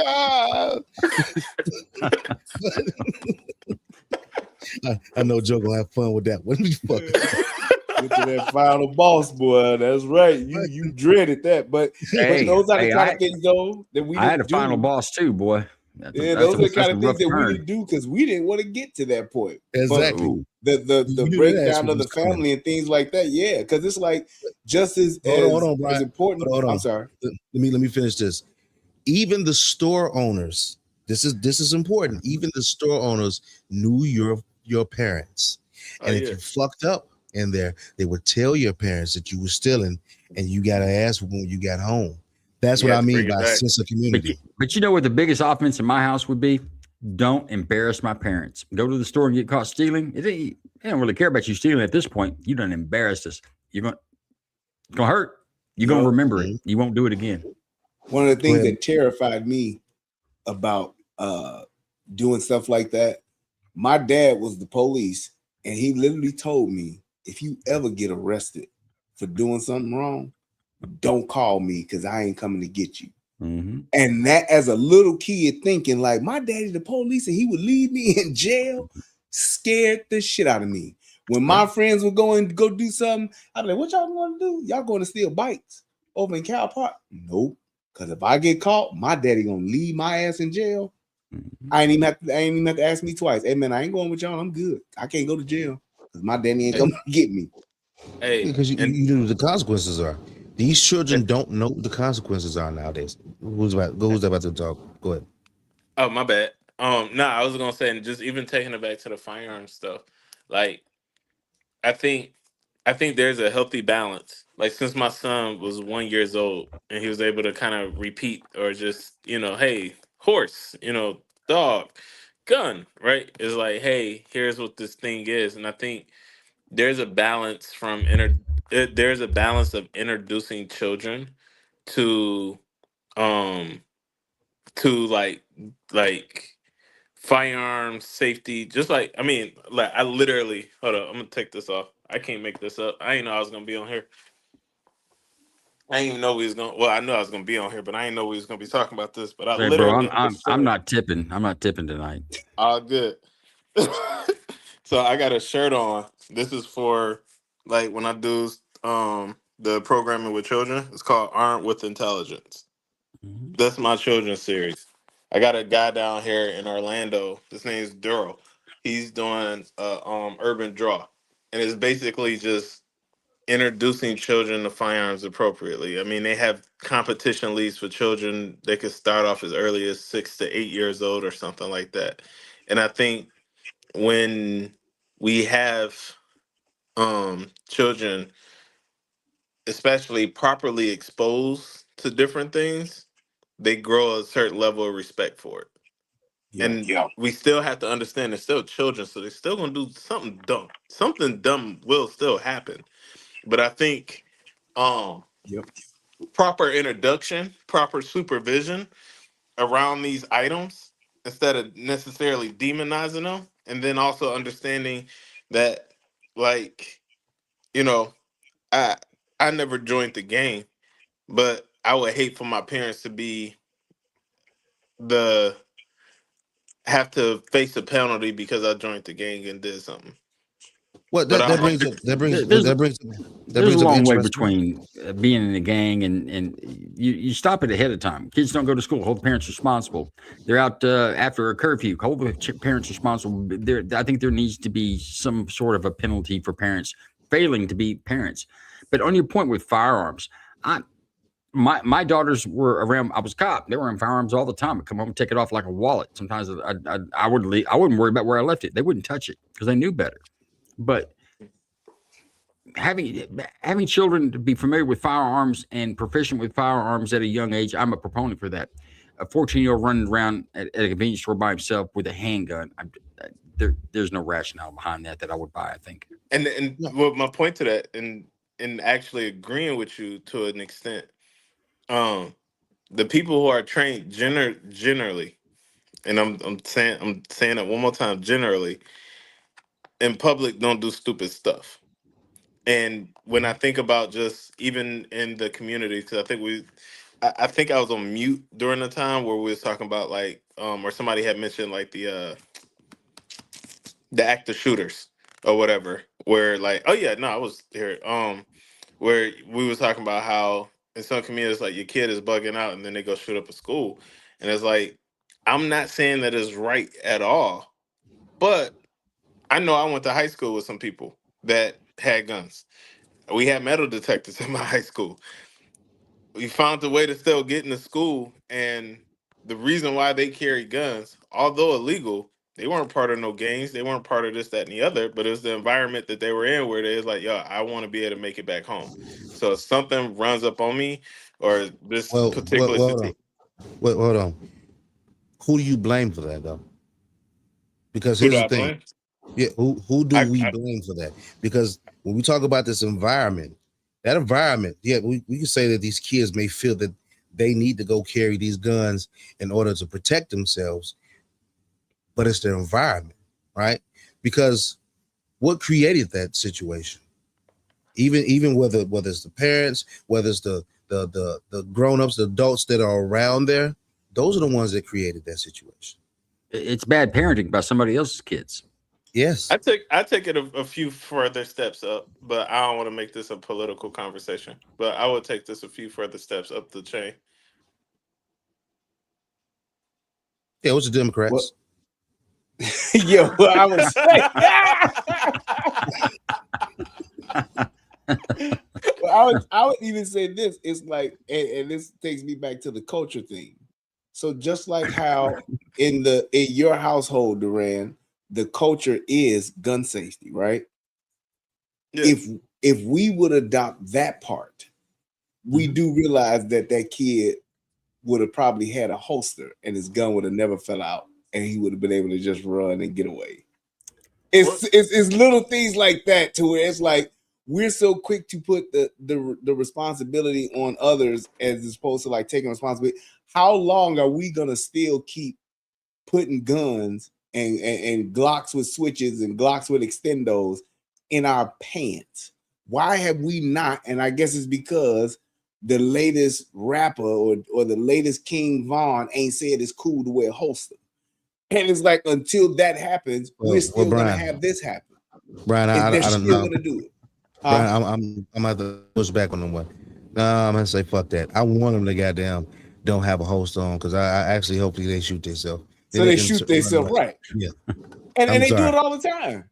They do it. They do it on social media. They do it to themselves, and they do it to their friends. With it, it's accidental discharges that go off because of how they handle those guns. So it's like a community, I know there's a neighborhood, the negligent. hood. They were being negligent. It ain't accidental. Yeah, but the hood, as pro gun as the hood is, they won't even adopt the basic safety rules as much as they love to tout and tote guns and to tout the fact that they have it. They won't even do that part.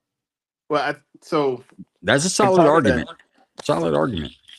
And part of that, and I'm gonna show y'all something real quick. So anytime I'm getting ready to leave the house, and my son and my wife will be here, I always go kiss my wife.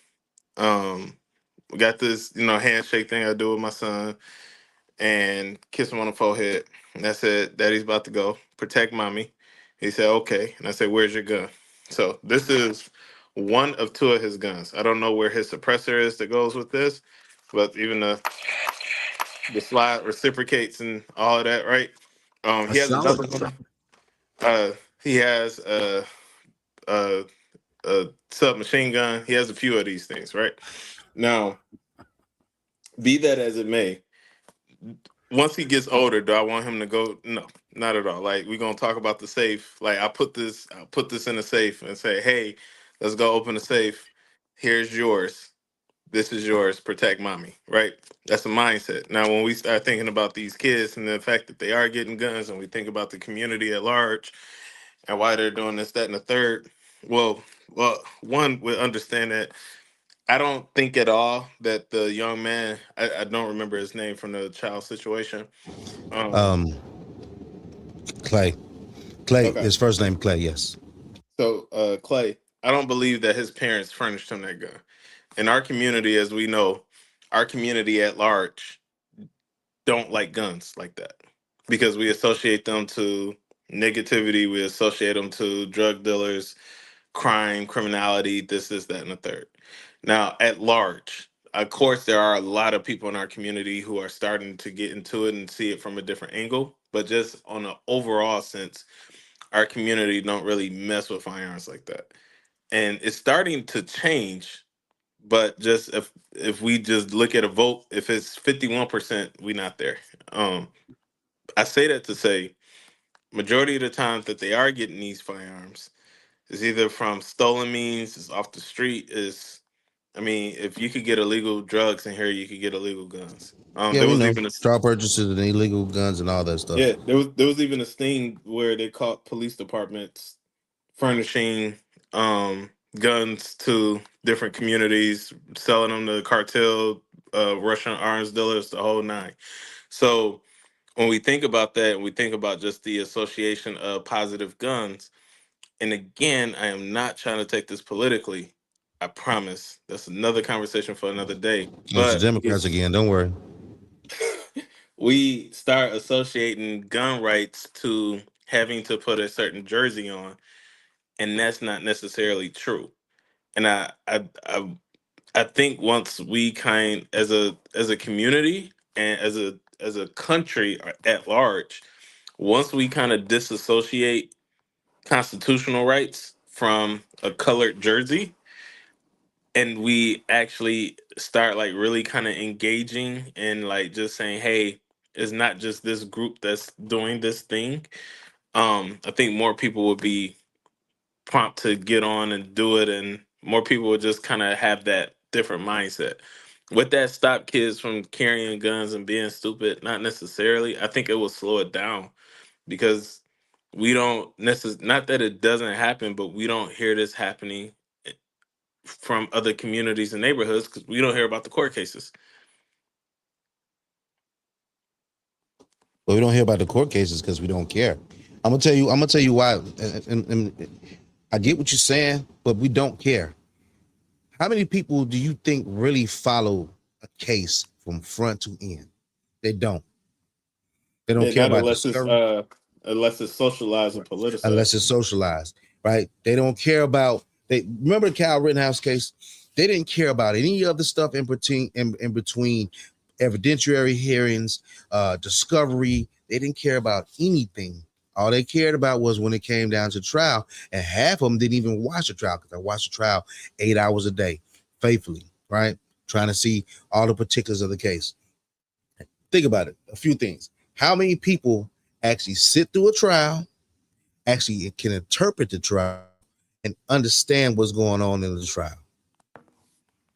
Just think about how many people will actually sit down. That's why I asked a lot of people, have you ever watched a murder trial? Have you ever seen one? Have you ever, not just, you don't have to be a juror for one. You can go into court for free. You can go into court. You don't have to pay any money. But nobody wants to give up that nobody wants to go in and see that. Hell, you could take it a step further. How many people know the law? Basic law. I'm getting to that. I'm getting to that. A lot of people say that's a fine point because a lot of people say we need to change the law. We need to change the law. I say, okay, what law would you change? They just need to stop. What you mean they need to stop? Need to stop what? They stop shooting everybody. Okay, what law you gonna change? How are you going to change the law when you don't even fucking know the law? Yeah, I asked that question. I said, if you ever would you sit down at a spades table and start playing without asking what the rules are? And if you don't ask what the rules are, you're gonna lose every Or you're game. gonna get yelled at. You know a spades table. It turns into a fight. You're gonna get yelled at. Right. Yeah. Yep. And even if you're a spades player, you gonna confirm because the rules could be different. If we playing Rise and Fly, Exactly. what we doing? You what's Joker, the house, Joker, any house ace, rules? Yeah, because it's like you know that. Hey, I better check. I want to make sure. Better check. I want to be responsible and respect the house. Yep. But you got to remember, I'm without just trying to be so technical. I try to interpret and say this is the law. If you see my post, I got a few people on Facebook. They just don't like me. They just don't. Whatever the case may be, right? But the thing what it boils down to, I'm trying to say, hey, there's something else to look at. Instead of you can hate President Trump. I don't care. You can hate him all you want to. Fuck him. What's going on at your local level and what laws are changing? Because we had a scare. We almost had Glocks that got banned here in Illinois. They were mighty close. But if you're not going to sit here and actually look through the law, try and interpret it, people can do so much things. All these block clubs, see, we can get together. We can get together to go smoke, drink, and fuck. We can get together to do all of that, right?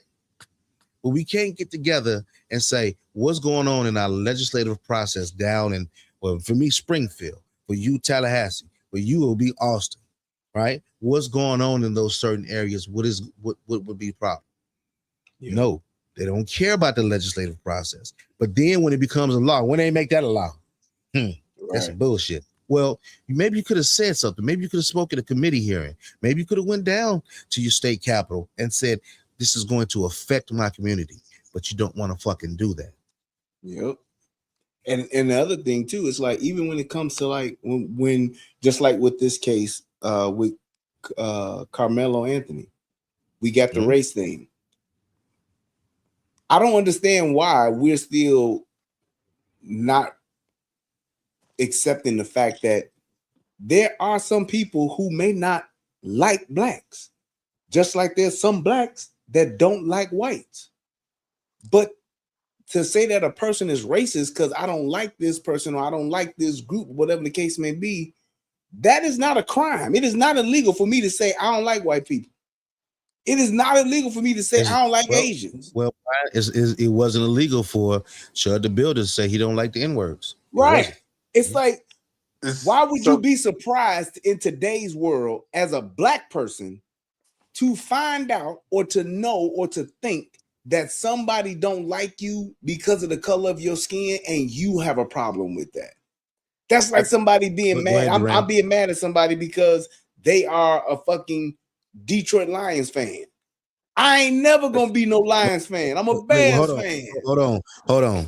The thing is, fuck the Lions. I know, Duran. Go ahead. That's what I'm saying. So it's like, I can't be mad that somebody's a Lions fan. Are you a motherfucking Lions fan? Motherfucking Lion fan, motherfucker. He don't support the Bears. Why would I expect that? Let him go ahead, Brian. Let him go ahead. That's wild. I mean, the fact is they never won a Super Bowl and they're probably the worst team out of the original 8 ever, and they should probably just be banned from the NFL. That's a whole other conversation that I don't need to get into. They should. I feel you. Because if you ain't won a Super Bowl since what's the dude's name? What? If we ain't what? Y'all ain't won one since one. Yeah. There it is right there. Hey. One. Hey. And that's just the Super Bowl era. But you know what? Championship. Well, here's a good question. When did the Lions ever win? When did the Lions ever win? They got to go back to the World Championship. That's what they all bring up. They're in the World Championship now. Hey, look, it's 32 teams. Only one could win per year. But hold on. In the history of the NFL of football, when did Detroit win? I don't. So I could do a quick Google search and give you those answers. I don't have those answers off the top of my head right now, you but ain't I got it. can tell You got you it because it never they had happened. the championship in Never happened. 1957. I could tell you Yes, that. they won. That was the last time they won, Doc. 57. Yeah, I could tell you that. They won. They won So it, but they've never won a Super Bowl. They won a world yeah, championship in 57. They never won a But Super they Bowl. couldn't have a world championship without the Super Bowl. That was the first time they put both leagues together. So They, if they yeah, won a they never would have championship, made it. they so That's haven't. what I call them. If so it was look, before like 1961, so we don't know what that before was other than Best in Show, maybe. so Yeah. before integration, they was really good. Yeah. It's all That's when about they went race, downhill. man. When they It's all integrated, that's when the Lions Yeah, went left. yeah. but It's, it's but like no, I so don't understand how. But no, I just hold wrapped on. it up. Duran wanted to say something though. Oh, He go wanted to ahead. say yo, something. Go ahead. so going back to the thing where people so like and I look at my own this day on Facebook all the time. And I say I for the longest I've always said I want to know who the racist people are so that I can make a conscious decision not to. I would much rather. I've never eaten at Cracker Barrel. I would much rather just not go as opposed to going and you spitting in my food and you playing with my food, or I'm just having a terrible experience. Like I'm getting cold food. Like, and not saying that everybody at Cracker Barrel. I'm just using that as an example. I could have said Waffle House, but I'm just saying in general. It's just like I would much rather to know that you don't want me, and I respect that, as opposed to you pretending that you like me and then there's the other way, right? And so when it comes down to the thought process and concept, where I think a lot of people are, I don't know if they're surprised. I think it's disappointing to know that hey, this level of racism still exists. And you weren't here earlier when I said like I don't honestly believe black people could be racist. I believe we could be prejudiced. I don't believe we could be racist, and it's just based off of a system. I don't want to go too far down that Alice in Wonderland rabbit hole, but I believe we could be prejudiced. But the difference in that is we don't hold the systematic power to really kind of And impact. We don't have the systematic power. So, It's legal for me to be racist, but it's not legal for you to be racist. well, so beyond legal, if you're racist and you do something about it, you have a systematic backing that's probably going to support you I've more also than got any. laws. I got laws that I can be sued and I can be put in jail for doing it. Right, but you also have to remember majority of the laws we have on the books right now came right after the Civil War, which by far means That's it not was true. all That's not true. really No, laws are being redone every year. There's so many laws in the books redone from what basis? changed by legislators. No, no, no, no, no. I'm not saying how. I mean, we know that it goes through the legislative process, You but want me to where did name the those laws? laws? No, where did those laws originate from? From whatever state legislator or representative body that passed them. Are you saying that we have systemic racism in the United States? Yes. That's codified by law. Yes. Give me one. Gun control. And all right. Why are you laughing and keep going? Let me ask you this question: am I exempt from gun control? No. Or do I have the same gun control you do? No, it rolled through, but the laws are enforced on us a whole lot differently than what they're enforced on whites. Okay. You know, I can't argue I can't argue the ghost behind the couch. Okay, then look at the laws. What evidence? Look at how many people are locked up, or look at the group of people who's locked up more for gun laws. I don't know what the group is, but if I'm caught, it's black men. Okay, if I'm caught breaking a gun law, I'm subject to arrest just like you. I'm not going to get over because I'm white. That doesn't make any sense. Let me ask you this: did the system, wasn't there a judge that was getting paid to put black people in jail? I don't know. I've never heard that. Didn't his sentence get commuted by Biden or something like that? Corey, you know what I'm talking about? That was a guy who had an interest in a child's a youth home for troubled teens or whatever, and he was sentencing children before his court to go into this program, and he was getting money on the back end of that because it was a government program. That was in Philadelphia, wasn't it? And it had nothing to do with black or white. It was children in that had been deemed in need of supervision. So when we look at So even just the fact of criminality, and I would say it would be completely off the wall for us to not acknowledge that the Black community are more impacted by the justice system for the same crimes. Even look at the crack and cocaine laws. Like, are Yes, you I was you're, going. There you you go. Now, you that's something literally that you could potentially argue that is ain't no potential. so. It's the Is same hold on. doggone thing. No, So no, you here's can't why I'm be saying law that though. enforcement or prior You law can enforcement say and say, that well, is. what law You is can out say there? that. Hold on. This is why I'm going to say that. You can argue it like redlining. You can argue that as racist. You can argue the sentencing for crack versus cocaine. However, it's people that look like us that vote on those laws that impact us. 3 strikes. All right. Well, hang on. Hold That's up, hold 3 up, strikes hold up, law. hold up, No, hold no, up. no, hold up, Impacts. hold up. It impacts You did African this little thing Americans like and it here, and you impacts said those it. people. You say it's amazing that somebody in law enforcement won't acknowledge this about disparities in sentencing. Let's talk about that. And Brian's 100% correct. It was a 1994 crime bill. It did have higher penalties for base cocaine, which is crack cocaine, which predominantly is found in Black neighborhoods, which is a thing. They also did the same thing for a new drug that was popping up. They had meth, but now ice. The cartels were making this ice. They didn't really know what it was, but they added the same penalties there. There was more than 90% pure. There was enhanced sentencing for methamphetamine. The problem is the meth cook that can get 90% methamphetamine. It's just it doesn't work out. So what happened was at the end of that with Joe Biden, the Democrats who pushed that through. They bring in the sentencing. And what it said was if you're caught on federal cocaine trafficking charges, if they can show that it's base cocaine, 90% pure by laboratory tests, then you had an enhancement on top of that. Now, you could get probation, but the enhancement you would have to do inside day for day. And if you go to prison, you will do your time day for day. There's no good time. There's no 50% ready for parole. You don't get parole. You go in, you get out, and they record your time by the month, however many months you have. And they could be a lot of months. But what that broke down to, it was done by the Democrats, and it was done unintentional. Our fault was that in the government and in law enforcement, when they saw what was happening, we didn't do something about it, or the legislators didn't do something about it sooner. Trump actually did. The racist president, he actually did something about it. He took away the mandatory sentencing guidelines there as far as that. The disparity came down to is that crack cocaine was used primarily into Black neighborhoods. And it's easy. If it's base cocaine, it's 90% pure. That's just the way the process works when you make it. So if it's crack cocaine, it will be enhanced. If it's methamphetamine, odds are it won't be. There's very few people who, by the way, meth at the time was running in whites. He runs both lines now. But at the time, it was white people who did meth.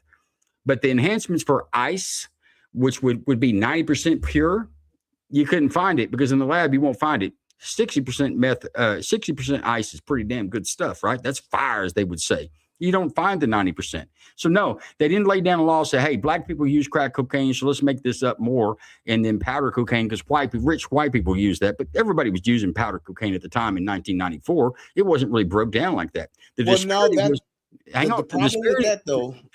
was between crack cocaine and methamphetamine. It wasn't between crack cocaine and powder cocaine. So the difference with that, and this is why there was a problem with the Black folks that was legislating, that was voting for this shit, where they went wrong, is because we all know it is a fact that high crime is a clear indicator to higher drug use. If you have a high crime area, you're going to have an elevated drug use problem. When you have poverty, you have an elevated drug use problem. So this is why I say they knew that it would impact us, because they wanted to fix the problem by locking everybody up. That was Joe Biden's thing, as opposed to it didn't come about to where the war on drugs didn't start until it started to impact white communities at an alarming rate. That's when Say No to Drugs came out. That's when there was the whole literally war on drugs started, when it started to leak into white suburbia, where it started to leak into the affluent neighborhoods. That's when they started treatment programs versus stiffer laws and locking people up from 3 strikes. So if you wanted to say the definition of racism that he's talking about, where there's a system in place that is that is intentionally oppressing a particular people based on the color of their skin, that's textbook. Because if I know that this group is doing this particular thing and I make strict laws to lock these people up and I keep them locked up, then I know what I'm doing when I make that law. What was happening? Joe Biden said. Let's go back to 1994 though. I'm sorry. Go ahead. No, but go ahead. Finish. I know what I'm gonna say, but go ahead. My point is, if you go back to 1990, it's like 86 to 94, right? Crack cocaine had hit the streets. The inner cities were falling apart. There was crime in New York. It was all over the place. If you watch any television show of crime at the time, they're going to show black crack dealers, right? New Jack City, all these movies that were coming out at the time. But if you watch the evening news at the time, especially out in New York and some of these sensational crimes, right? Bad things are happening everywhere and crimes. We got to do something about it. And that's why nobody was complaining about the 1994 crime bill, black or white, when it came out, because America just was at the point that we needed to do something about it.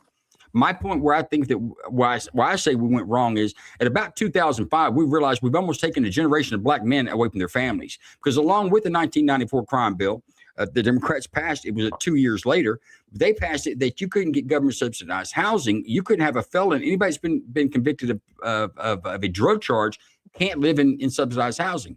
Well, if your mother or your children live in subsidized housing, you did 2 years in prison for a crack cocaine charge. When you got out, you know where you didn't go? To where your children were at. So we removed a whole generation, a few generations of black fathers from black mothers by doing this. But we did it under the name of crime. I don't believe it was necessarily racism in it, other than just a knee-jerk reaction to what was going on in society at the time. Because if you watch the news, it reinforces all the bit of laws that were passed. Nobody was out there protesting against them, saying, no, don't do that, don't do that. We didn't realize what the problem was happening there. And I'll say on the federal level, in the 1994 crime bill, it fell right on crack. Crack was the only damn enhancement you could prove. You couldn't prove it on meth. In powder cocaine, you had to have so much of it that, you're a serious drug dealer, cartel guy, if you get an enhancement on that. But the crack cocaine, and it was because crack was, it was a gang type of drug. It was running in the inner cities, and everybody was scared of it, right? I mean, you're on crack, you're on crack. It was a society thing at the time, but there was nobody standing up against this. The thing I say is that nobody recognized it outside of law enforcement until 2018, when Donald Trump took it away, and he was 100% right by doing so, because we have removed. Look, I don't care what you do. If you go to prison, this is the way I feel. If you go to prison, you paid your debt to society. When you get out, you should not be a felon. You shouldn't have a moniker going about your life. Now, you jack sideways again, go get you another stint in prison. Maybe you'll get tired of doing it, or you'll die before then. But either way, we'll be done with you as a society. But what they did with that, they did truth in sentencing laws in 1996, I believe it was, and it was Biden again. What they said was that states are saying, hey, we'd love to adopt these hard rules and things you've got on drugs in sentencing, but we don't have the prison for it. We'll help you out with that. We'll give you federal dollars as long as your state legislature will adopt these truth in sentencing laws. And what it means is mandatory sentencing guidelines for when a judge says this guy was found selling crack cocaine, even though it was a dime. I mean, we lost money on the damn transaction. It was such a small amount of crack cocaine. Doesn't matter. Now we have sentencing guidelines. And the fact it was cocaine, they'll have the chemist come up and sit on the stand and say, gross, I did use this test here, and I determined if this, and this, and it is 91% pure base cocaine is what they will call it. Once that's done, that's all the court has to determine. Okay, and now it's mandatory sentencing. And they gave money. This is when we have factory prisons come about, because that's the fastest way for states to be able to put prisons up is to privatize it and take the federal dollars to do it. So our state legislators, they bowed down to the dollar that the federal government was handing out. And they did it for all these reasons. I don't believe it was done. Maybe there was some underlying racism in there, but the mere fact, I think it's Occam's razor. It was bad laws that had unintended consequences, and none of us were even smart enough to figure out early enough to stop it and rectify what I think is a problem. Yeah, and so what I was going to say, and I wholeheartedly agree with you on, after somebody paid their debt to society, they need to restore all of their rights. And my point in even saying No, the laws are racist. So what happens is I pay attention to if something impacts one group, I pay attention to it because it's going to eventually impact everybody. It's like historically, this country picks the group that don't nobody like, and they do something to them as a test. And as long as people just let it happen with them, eventually it impacts and rolls out to everybody else. So when looking at these laws, when looking at these different things, just like the '68 Gun Control Act, that was based out of racism. That it was too many black groups and that was stepping up, and it's like, oh, even look at Not the state. necessarily. Not Look at necessarily. even the state of California, and you say not necessarily. No, no, So hold on, because this is the misnomer. Nobody knows that. Nobody talks about the group that came before the Black Panthers that went up to the state capitol. Nobody you talking talks about about it. the deacons? No, not talking about the Deacons of Defense. I'm talking about there was a different group that went to the state capitol in California. So it was a Okay. reoccurring thing. That's why they came up with the Mulford Act or that So law. so they came up with the Mulford Act to stop everybody from carrying open carry. Mm-hmm. Okay. So who's the other group? I can't remember the other group. I have to look it up, but I can't But remember it right offhand. but But unfortunately, I know it's in the documentary with Calling the War, to where I got to look up the group, but it wasn't just a Black Panther or a black group. It was a I don't want to misquote it, but go ahead. okay. Well, that's the only one I'm familiar with as far as who went up to the Capitol in Cali, and even when they had the I want to say the '80s was no, the '60s was the Watts riot. Yeah, because the Rodney King was the LA riots. So I know Mhm. they had the Watts riots back in the '60s. Detroit had their riots. But when we look at just holistically, just even around that time, because I want to say what they the year before they signed the Gun Control Act, they signed Stop and Frisk. That you had Terry versus Ohio that just passed through. So That was a That's court decision, and I think yeah, it that did was a come court down about decision. right then. But they were doing it prior to that. It was just something that but solidified as a procedure that you could do. But just was a Terry stop is not stop and frisk. Is that what you trying to correlate those two? A Terry go stop ahead. is a stop and frisk. Yeah, it's referred Go, to as the same. no, Yeah, Corey, It's the same. Terry. Yes, that's stopping Corey, first. Okay. Corey, no, tell me what you thought it was. And I'm I not was saying that to be argumentative, but what did you think the difference was? thought I'm thinking about stop and frisk. I'm thinking about New York. That's what I was thinking about. That Well, they whole used it. You're thinking broken yeah, they windows. use it. Broken windows was a doctrine that you arrest people on lower level offenses, prevents them from elevating their criminal career, so it makes streets safer. And it's kind of the same thing. But Terry Frisk came about.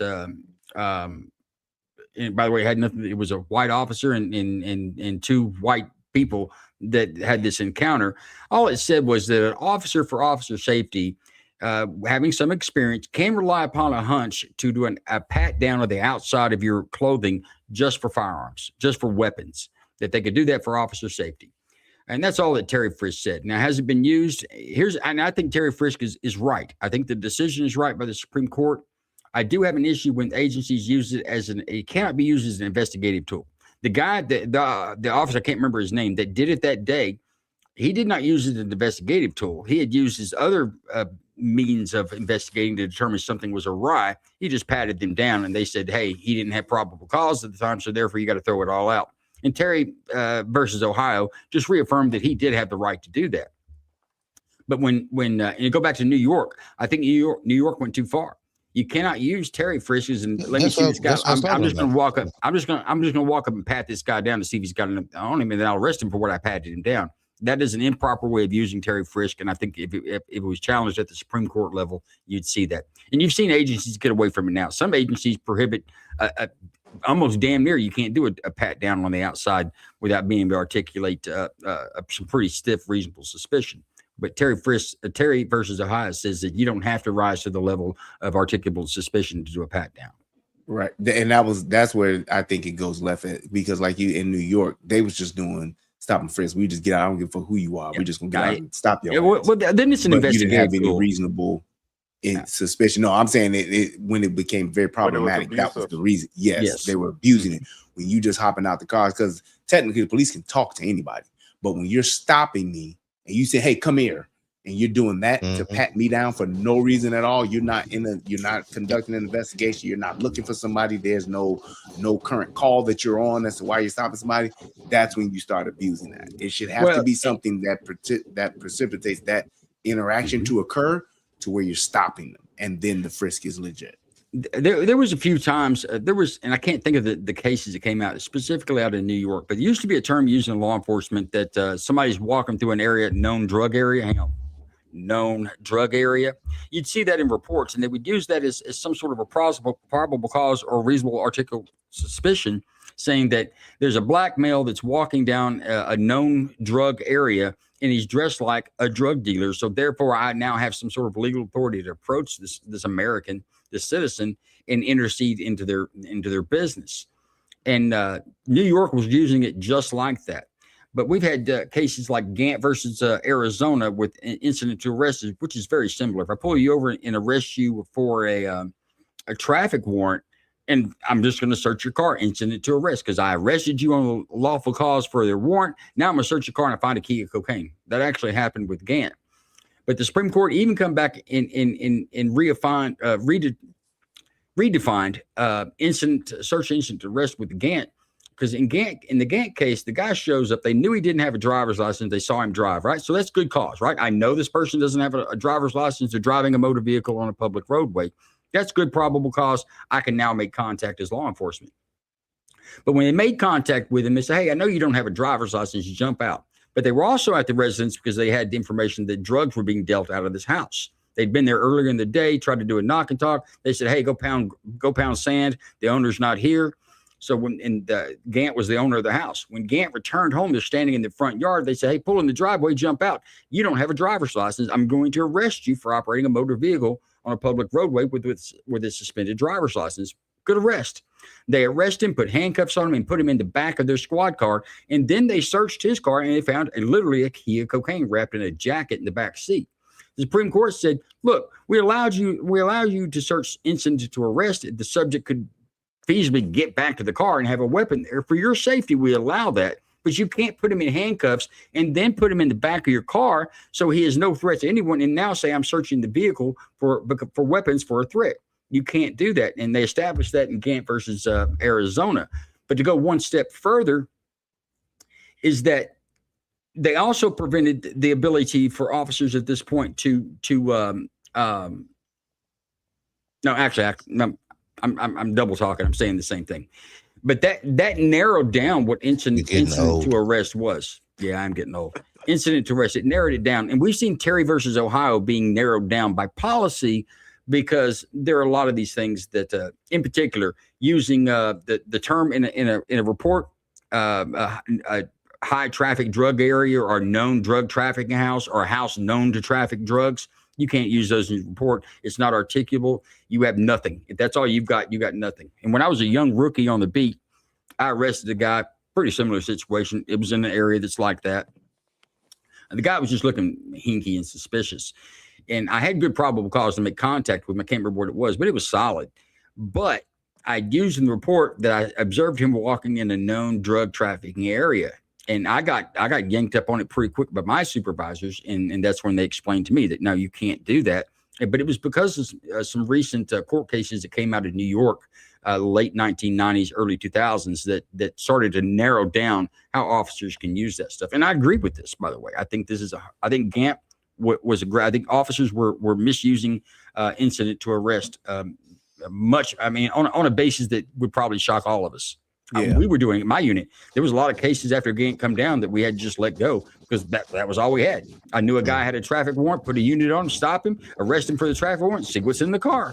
I don't know what's in there, but I whatever think that I find, goes back I'm to gonna Duran's use. point, though, about racism and there being systemic racism when you're doing that because it affects a certain group. It affects anyone. Hang on, but it affects anyone that comes in contact. When I was a dope cop, meth was my thing. How many black people you think I've run across on meth? Yes, but look like you were ever on meth.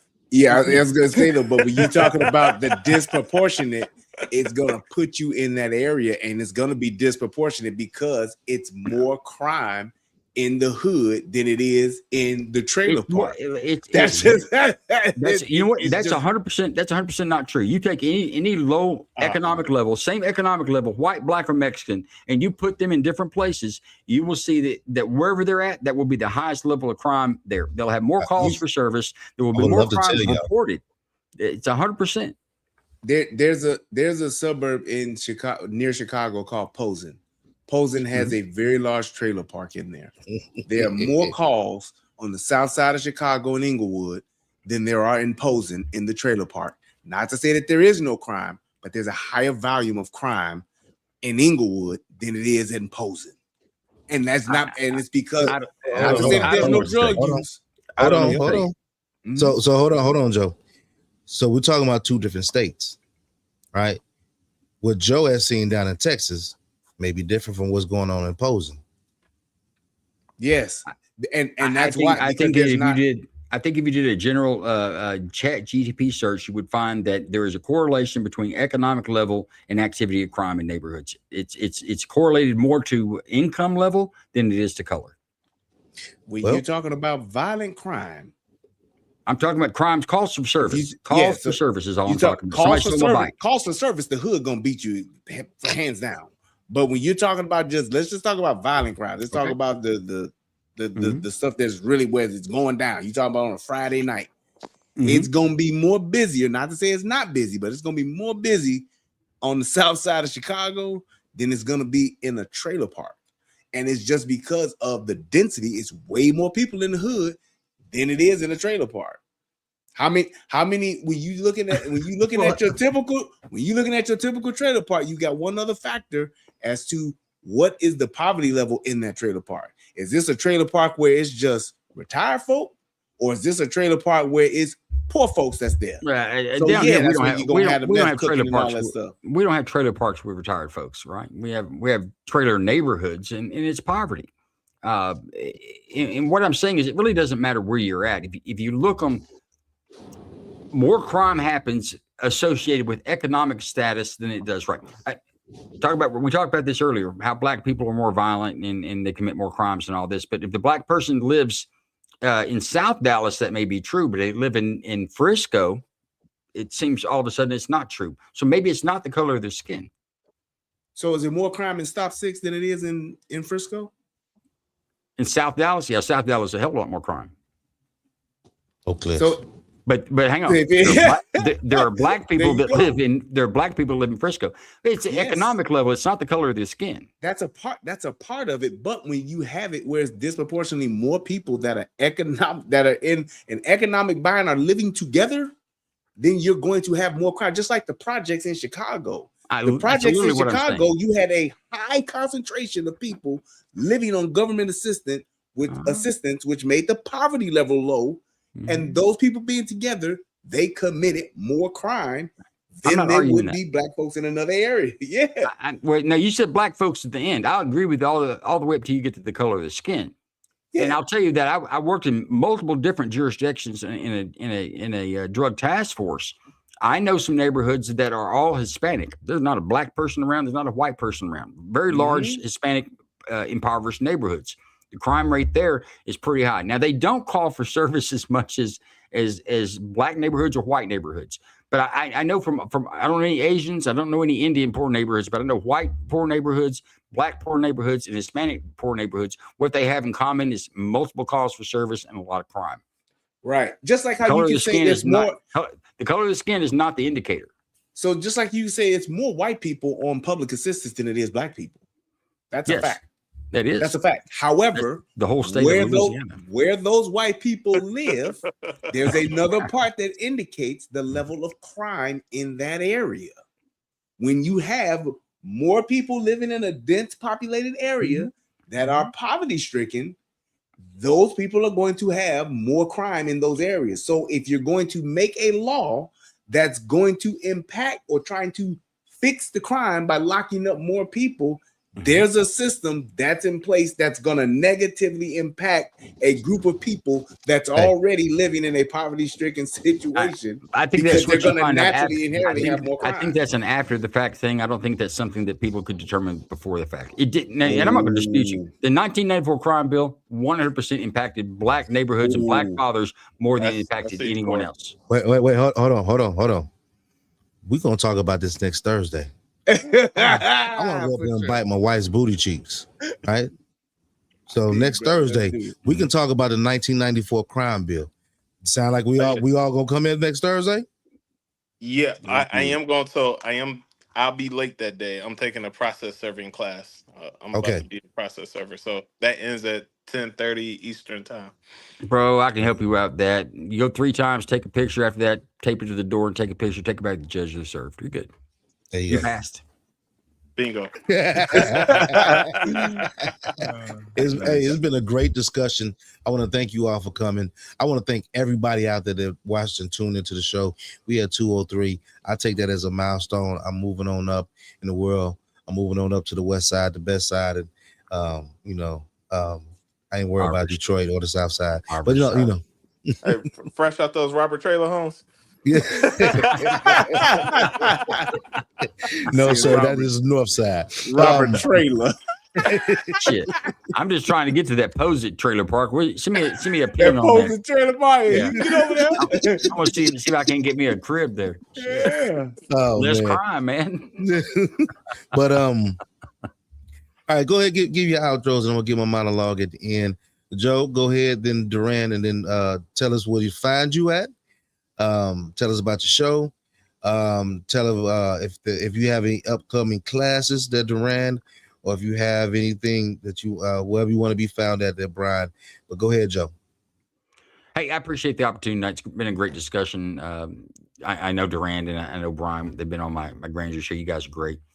Do catch our grand jury show tomorrow night, 9 p.m. We've got 5 new jurors lined up, and we've got 5 new police law enforcement uses of force for them to judge. If you haven't caught the stream before, follow me on X, follow me on YouTube or Rumble. It's at Joe Lanou on all those places. I appreciate it. Subscribe on YouTube. We're trying to build there.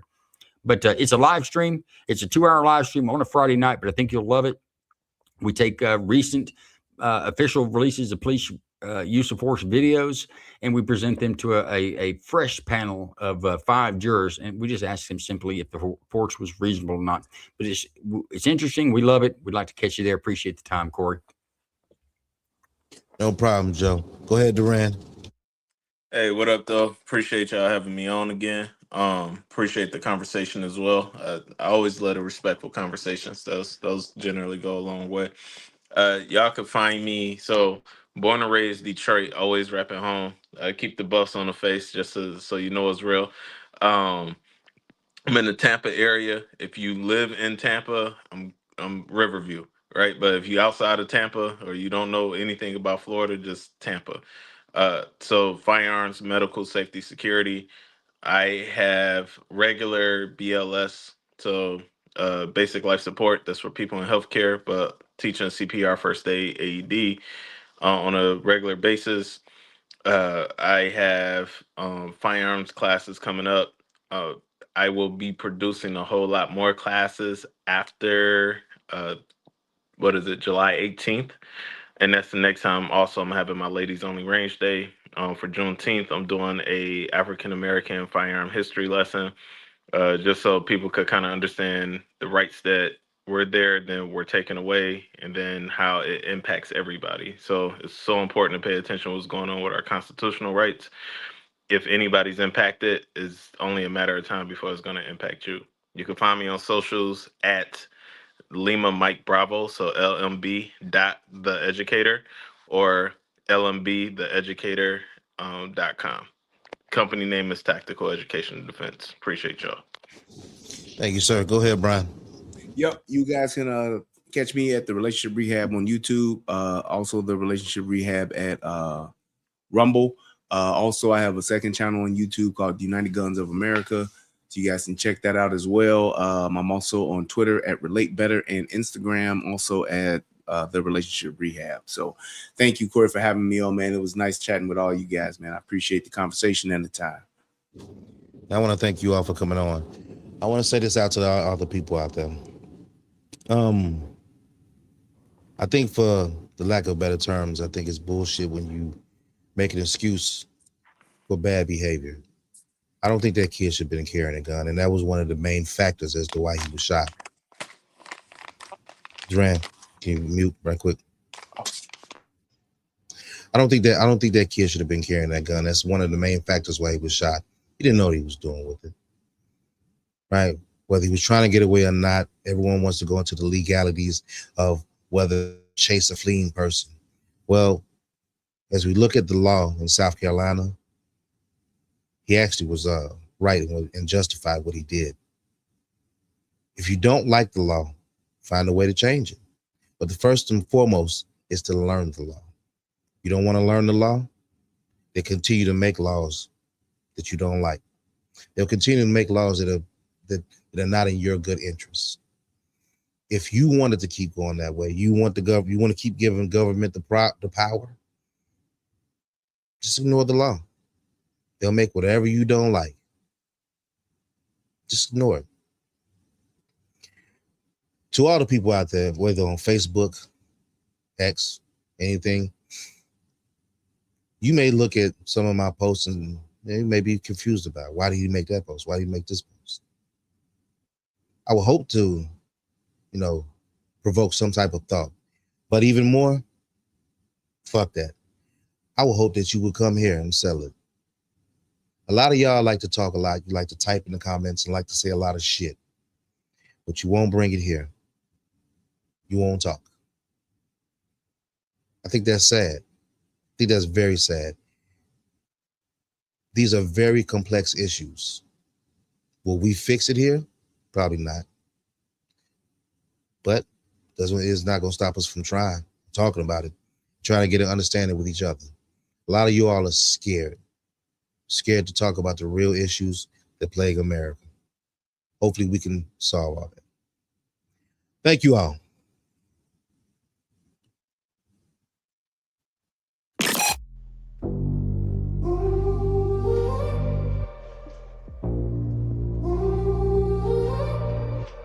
They frame me in a picture, Sharpie horns on my head, every rumor like a scripture, they repeat what they were fed.